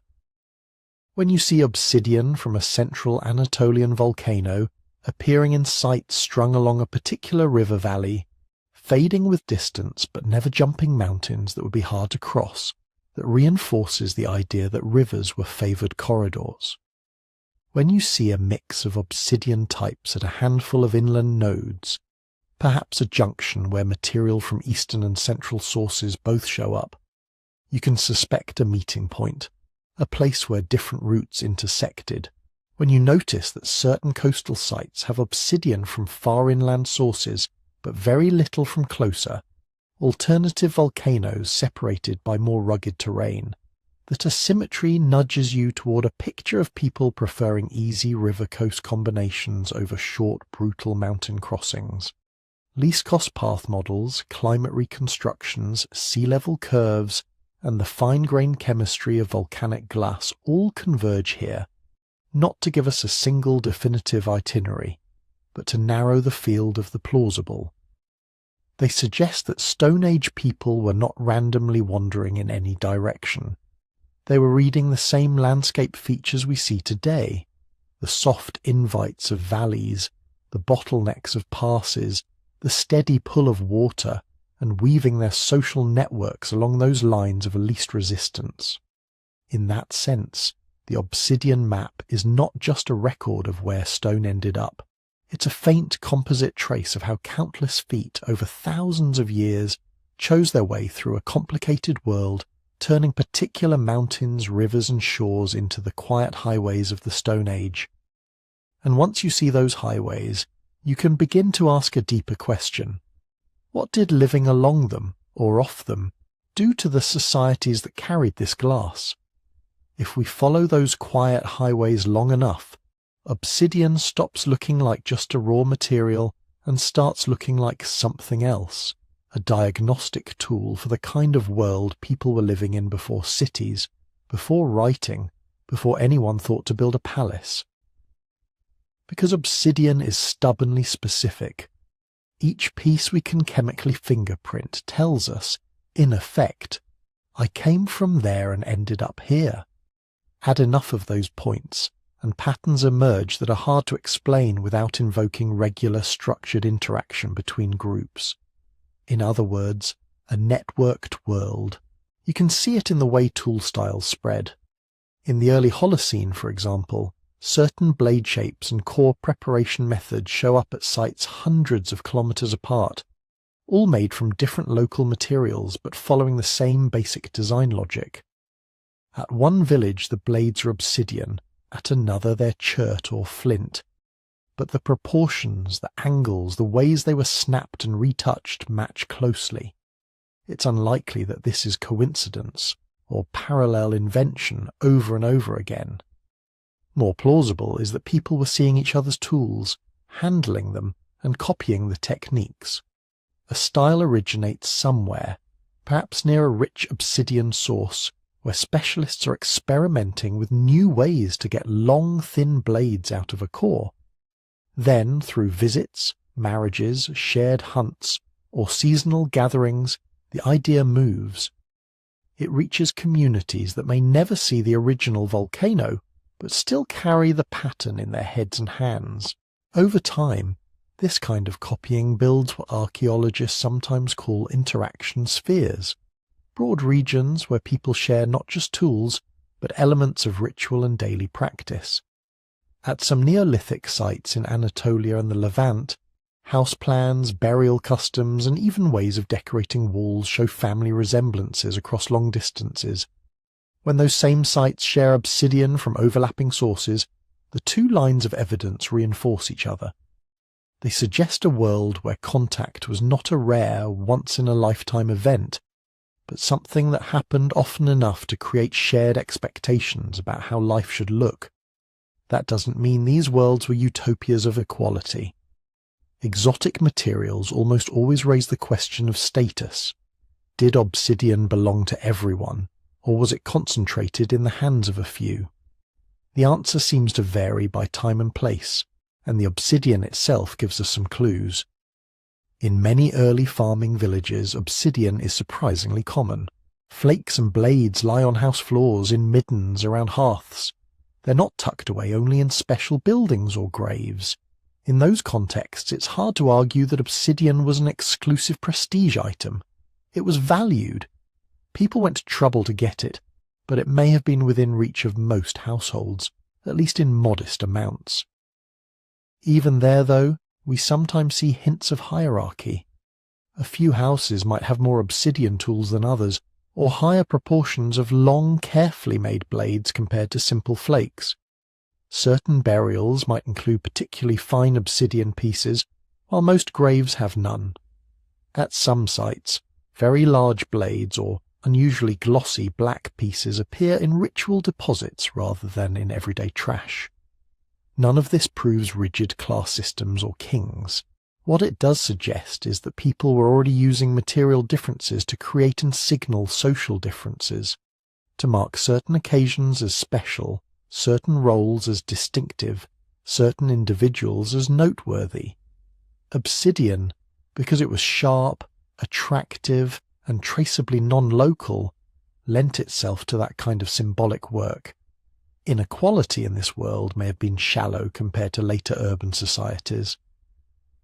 But the raw materials for more complex hierarchies, control over access, control over specialized knowledge, control over eye-catching objects, were already present along these obsidian routes.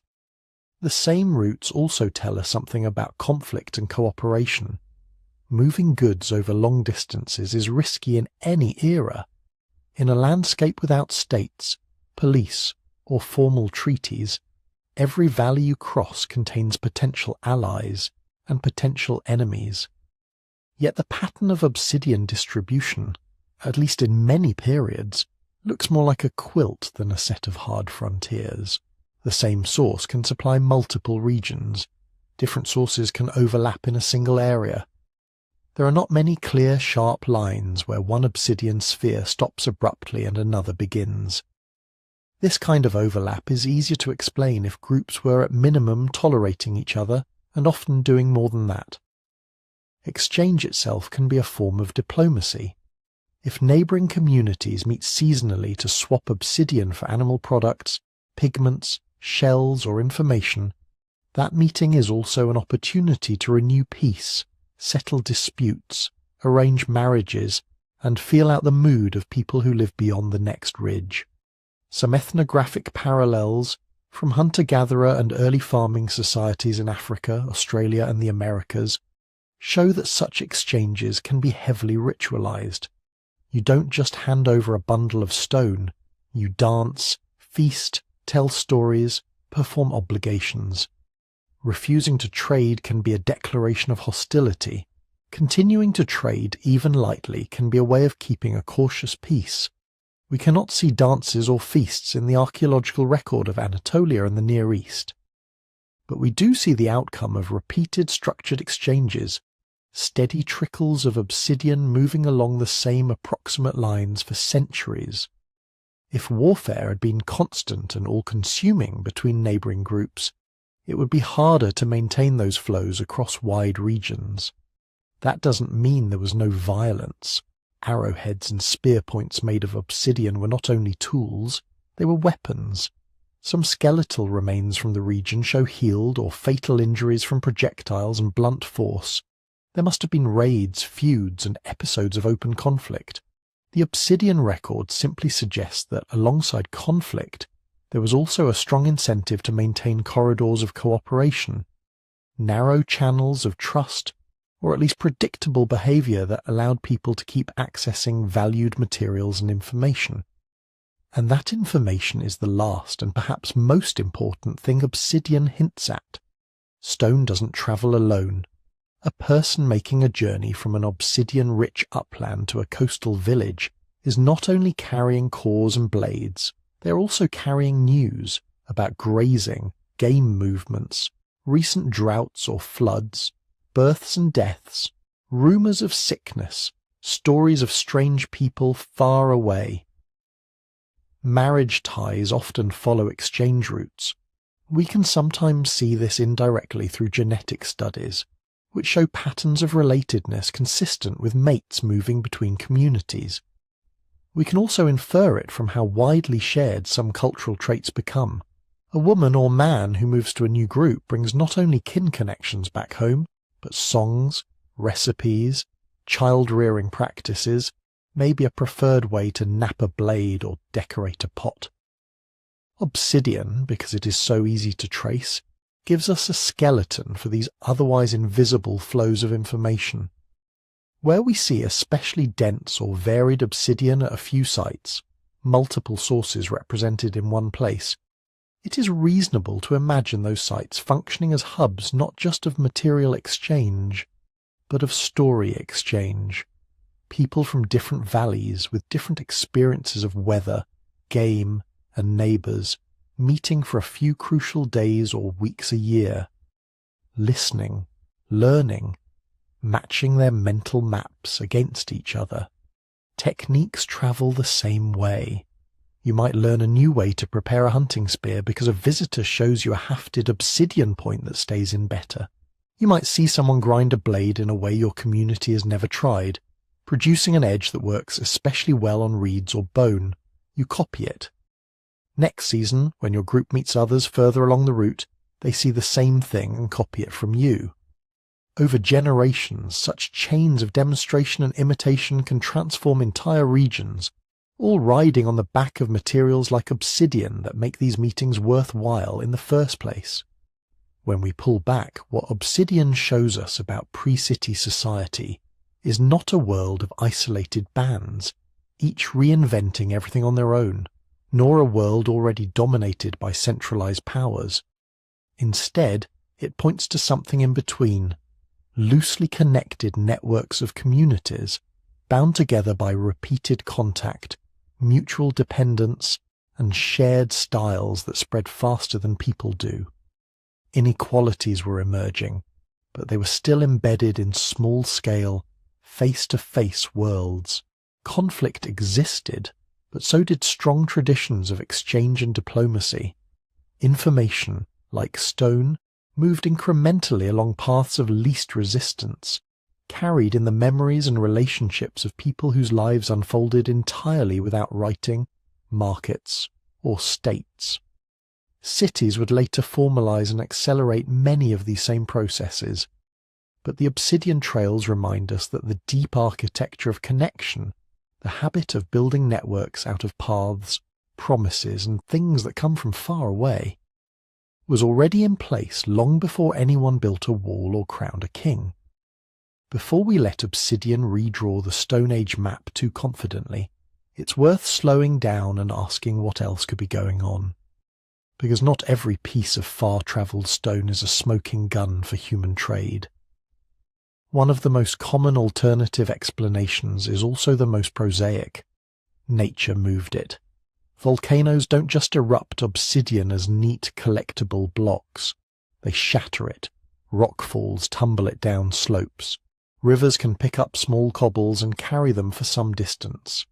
Glaciers, in colder regions, can bulldoze blocks of stone and drop them hundreds of kilometers away as they retreat.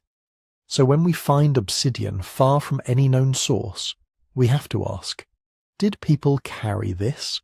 Or did ice and water do the work long before any human picked it up?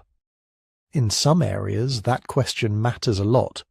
In parts of Europe and the Americas, for instance, glacial transport can scatter distinctive rocks across wide swathes of landscape. A person in the late Stone Age might simply be using what the ice had conveniently dumped at their feet. But in much of Anatolia, the Aegean, and the Levant, the patterns don't look like that. We're not seeing random pebbles in river gravels. We're seeing napped blades and cores made from specific obsidian sources, turning up repeatedly in cultural layers at settlements and camps. The farther you get from a source, the smaller and more intensively used the pieces tend to be. The distributions tend to follow the grain of valleys and coastal routes more than the flow of ancient ice. Natural processes can explain stray nodules in odd places. They don't easily explain hundreds or thousands of artifacts from the same volcano, showing up at multiple sites in an orderly pattern. Still, we have to be careful not to flip this into its opposite and say, therefore any non-local obsidian is definite proof of long-distance trade. Sometimes what we're really seeing is the long life of a few particular objects.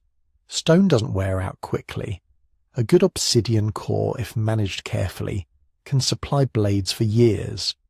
When those blades dull, they can be resharpened, reshaped, turned into smaller tools. The debris from that process can be reused again as microblades, scrapers or drills. Archaeologists call this curation and recycling. An obsidian knife might start its career in a village right next to the volcano, move as a gift to a cousin who lives 2 days' walk away, then be inherited, carried along when a family relocates, passed further along in marriage exchanges, and slowly reduced over decades. By the time we find the final fragments at some distant site, they might represent the last stage in a tool's-long journey, not a steady flow of fresh material from the source. This matters because a small number of very travelled objects can create an illusion of wide, continuous exchange.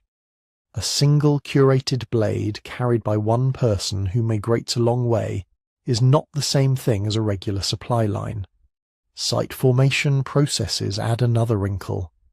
Settlements are not neat, static layers of what people used in year X. They are palimpsests. Houses are rebuilt, floors are resurfaced, hearths are cleaned and relaid. Later inhabitants dig pits that disturb earlier deposits. Floods can wash material into low spots. Burrowing animals move small artifacts around. Over centuries, bits of stone from different episodes are mixed together. So when we count 10 pieces of distant obsidian from a particular site, we're often mixing generations, sometimes even millennia, into one data set. That doesn't mean the obsidian isn't important. It just means those 10 pieces may not represent 10 separate journeys. They might represent 2 or 3 episodes spread over a very long time. On top of that, our view is skewed by what we've chosen, or been able, to sample. Obsidian sourcing is laboratory work. It takes time, money, and access to comparative collections from known volcanoes. Early studies focused on spectacular sites, big tells, famous caves, places with rich, deep deposits. Many smaller or less glamorous sites were either not tested at all, or only a handful of artifacts were analysed. As more projects incorporate sourcing, the picture keeps changing. Regions that once looked empty of obsidian suddenly show a few pieces when someone finally checks. Places that seem dominated by a single source sometimes reveal low-level contributions from others, hidden in the noise until we add larger sample sizes. New geological surveys occasionally identify previously unknown obsidian outcrops that explain puzzling data. In other words, the obsidian map is a work in progress.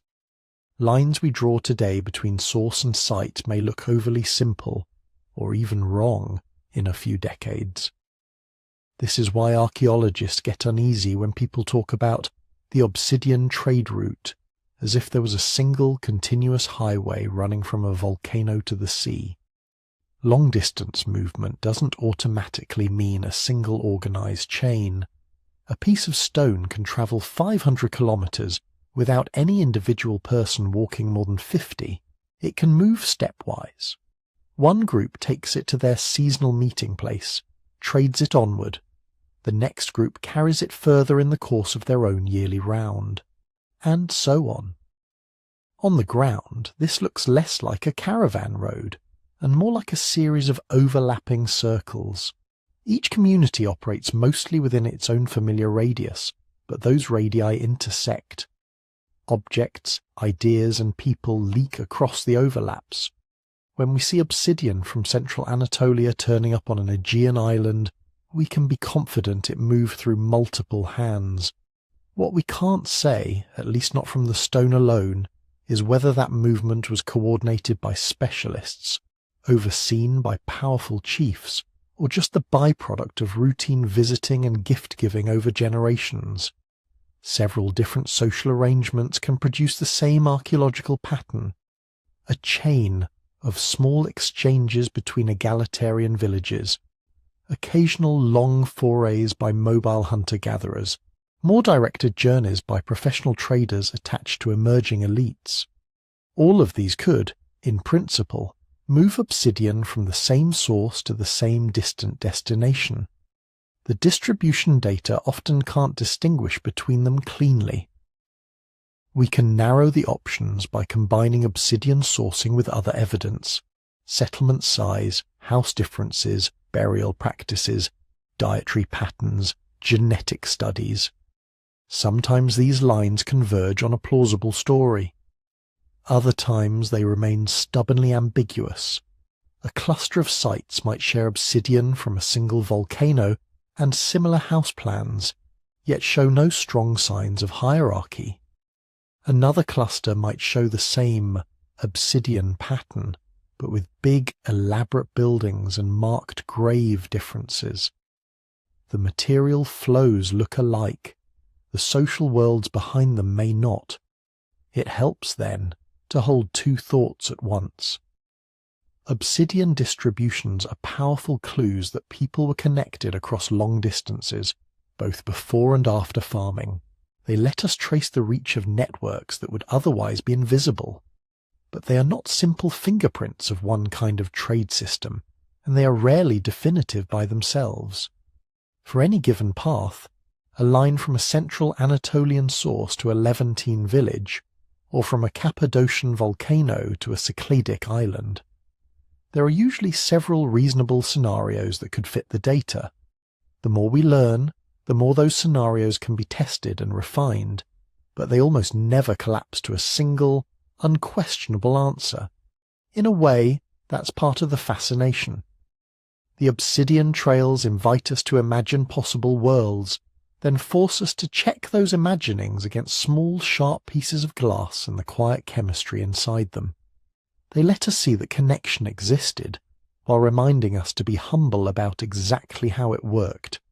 The volcanic glass tells us that people did things that, from our perspective, shouldn't have been possible in a simple Stone Age world. It just doesn't always tell us, in detail, how they pulled it off. For all the lines we can draw on a map, there are still some very basic things we don't know. We can point to a village in central Anatolia and an island in the Aegean and say, with quite a bit of confidence, this obsidian came from that volcano. We can estimate rough time ranges. We can even say something about intensity, whether a source was a minor curiosity or a major supplier. But we usually can't answer the most human questions. Who actually carried it? Were these journeys made by everyone as part of ordinary seasonal rounds, or by a few individuals with special roles? Were there people in the late Stone Age whose identity was tied to moving things and messages between communities, the way later merchants or messengers would be? Or did obsidian simply drift outward in the pockets and packs of ordinary foragers and farmers, never anyone's main job, always just part of something else they were doing? Then there's the question of rhythm. How often did these connections activate? Some obsidian links might have pulsed only every few years, when groups gathered at particular seasonal meeting places.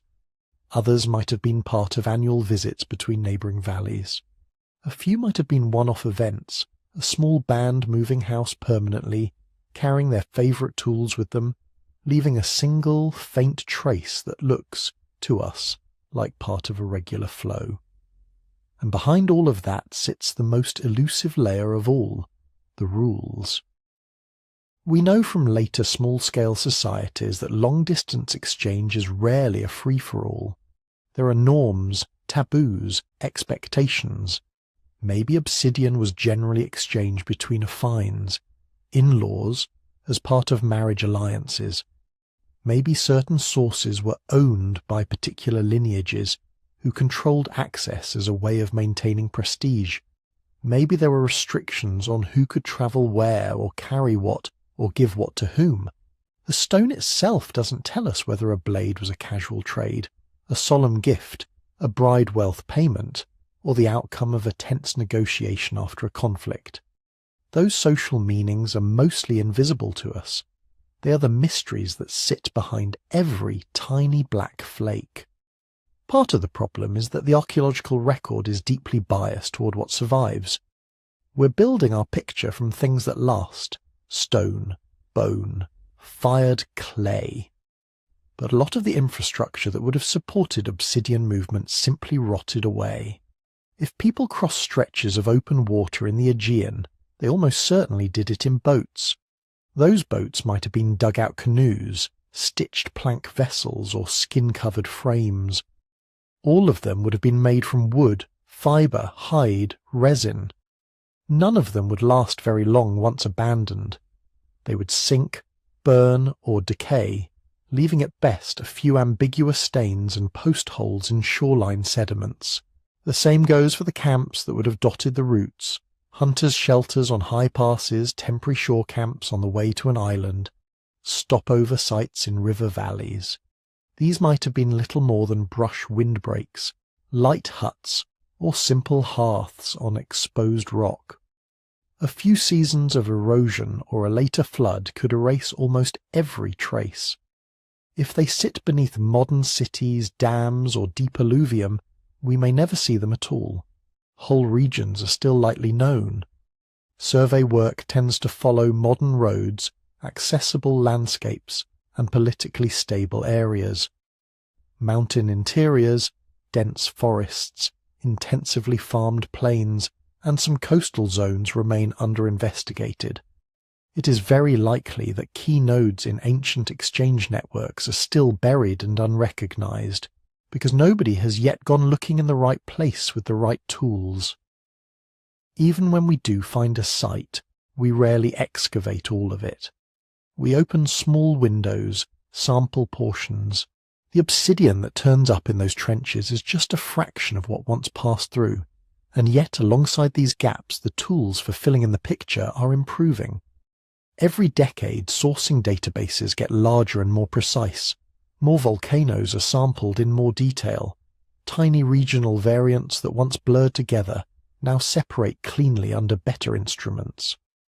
What would once be labelled Central Anatolian obsidian can, in some cases, be narrowed to a specific ridge or flow.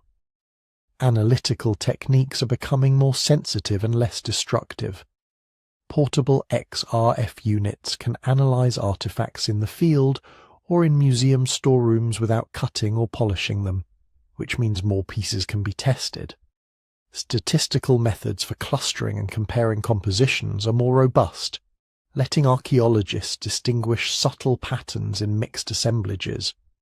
Combined with better radiocarbon calibration curves and Bayesian modelling, these data can be anchored more firmly in time.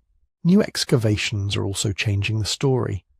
Broad, careful digs at small sites, not just at famous tells, are revealing workshops where obsidian was knapped in bulk, and tiny hamlets where just a few exotic blades arrived and were treasured for generations. High-altitude surveys are finding scatterings of obsidian on passes that connect valleys, hinting at forgotten routes. Underwater archaeology is starting to identify submerged shorelines and harbours from periods when sea levels were lower. If we imagine a future smoking gun for Stone Age exchange, it probably won't be a single spectacular find, but a chain of evidence that finally lines up. On the production end, that might look like a clearly defined workshop at the foot of a particular volcano, heaps of core fragments, standardized preforms, diagnostic waste from large-scale blade production, all dated tightly to a specific window of centuries. Step away from the source, and we might find a series of intermediate sites, seasonal camps, small villages, shore stations, each with obsidian from that same workshop, showing consistent patterns of reduction. Perhaps the further we go, the more we see late-stage flakes and tiny tools, while closer in we see big cores and thick blades. At the far end, in a distant region or on an island, we could find a settlement whose obsidian assemblage matches the workshop's products almost one-to-one, both in composition and in the sequence of how the stone was worked. Layered radiocarbon dates at all these sites would overlap closely, letting us trace a corridor active not just in space, but in time. Perhaps for only a few generations, perhaps for many centuries. Overlay that with other lines of data, similar house forms, shared decorative styles, parallel shifts in diet, maybe even genetic hints of intermarriage, and we would have something like a high-resolution snapshot of a particular network operating under particular social rules. We're not quite there yet. In most regions, the evidence is still patchy, the chronology is broad, the link suggestive rather than definitive, but the trajectory is toward finer grain. More sourced artifacts, better dated layers, more thoroughly surveyed landscapes. All of these increase the chance that one day we will be able to say, with some confidence, not just that obsidian moved from this volcano to that coast, but that it did so most intensely between these centuries via these kinds of sites, probably under these kinds of social arrangements. In the meantime, there is a certain calm in accepting that some questions will remain open. We can trace the glass. We can describe its roots in outline.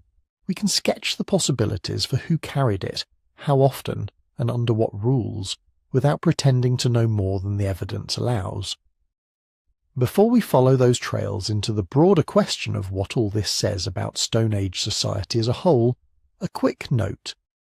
If you'd like to drift off with more stories like this, The Sleepy Time History book is available at sleepytimehistory.com, and there's a discount this week.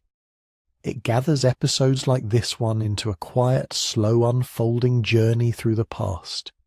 For now, though, the Obsidian remains what it has always been, small, sharp pieces of a much larger puzzle.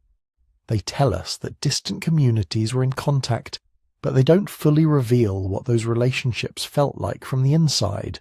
They hint at rules, but they don't recite them. They mark paths, but they don't name the travellers. To get closer to that inner world, we have to step back from the individual artifacts and ask a bigger question.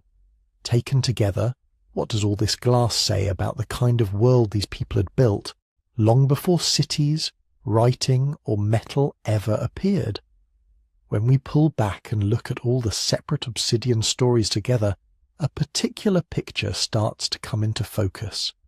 Again and again, from Anatolian volcanoes to Aegean islands to Levantine valleys, we see the same quiet pattern.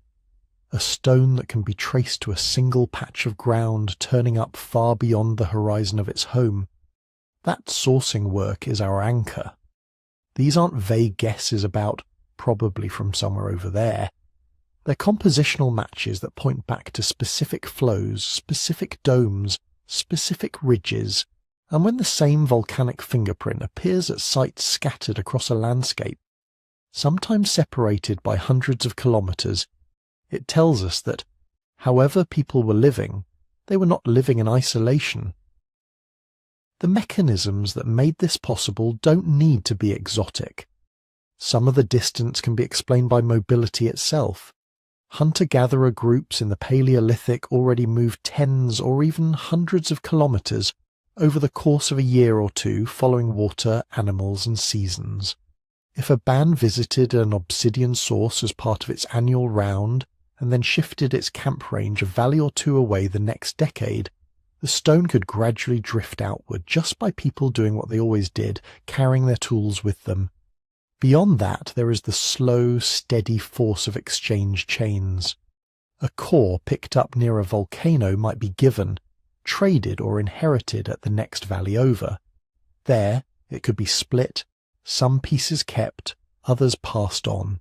Over generations, without any single individual ever walking the whole route, the material could move remarkably far. Each step is small and local, but the sum of many steps adds up to long-distance connectivity. In coastal and island zones, some stretches almost certainly required water crossings. The presence of obsidian on islands that were never attached to the mainland, and whose nearest sources lie across open sea, implies some form of seafaring. Probably not grand voyages by our standards. More likely short hops along familiar shorelines, timed to calm weather and known currents. Still, enough to carry glass across channels that no one could swim with a bag of tools on their back. Threaded through all of this is the social side. Alliances, marriage ties, visiting rites. The Obsidian record only hints at these, but it is difficult to move stones repeatedly between distant groups without some kind of durable relationship. A trusted route might be held together by in-laws exchanging gifts at regular gatherings, by ritual partners obliged to visit one another, by neighbouring communities who shared hunting grounds and water sources. The glass shows us that connections existed. The likely mechanisms are ordinary human ones we see in many small-scale societies. Reciprocity, obligation, reputation, friendship. Taken together, the picture is not of a few heroic travellers leaping into the unknown, or of a rigid commercial system pushing bulk goods through fixed corridors. It is of a fabric of overlapping movements and meetings, people walking, paddling, resting, visiting, marrying, arguing, reconciling, and, almost as a side effect, carrying shimmering black stone from place to place. There is wonder in that, but it is a quiet sort of wonder. We don't need to imagine global conspiracies or lost civilizations to be impressed. The measurable facts are already extraordinary enough, that tens of thousands of years before cities, writing, or metal, Communities were linked into wide networks where ideas, genes, and materials could travel much farther than any one lifetime's horizon. At the same time, it is worth staying close to what the evidence actually supports. We can say that particular pieces of obsidian came from particular sources. We can map broad corridors of movement. We can suggest plausible combinations of mobility, exchange chains, seafaring, and social alliances that would produce the patterns we see. Beyond that, the details remain open. Who led the journeys? How they told their stories about distant places? What songs they sang at shore camps before setting out? Those parts are likely to stay in the realm of careful imagination. Still, for anyone lying awake and listening, there may be something calming in knowing that deep time was not empty of connection. Long before our modern networks, people had already found ways to stitch landscapes together. Volcano to valley, valley to river, river to sea, island to island. A slow, patient web of contact, resilient enough that its traces still glint in the archaeological record. If you'd like to keep wandering through those prehistoric secrets, there's a sleepy time history book that gathers stories like this into a longer drifting journey.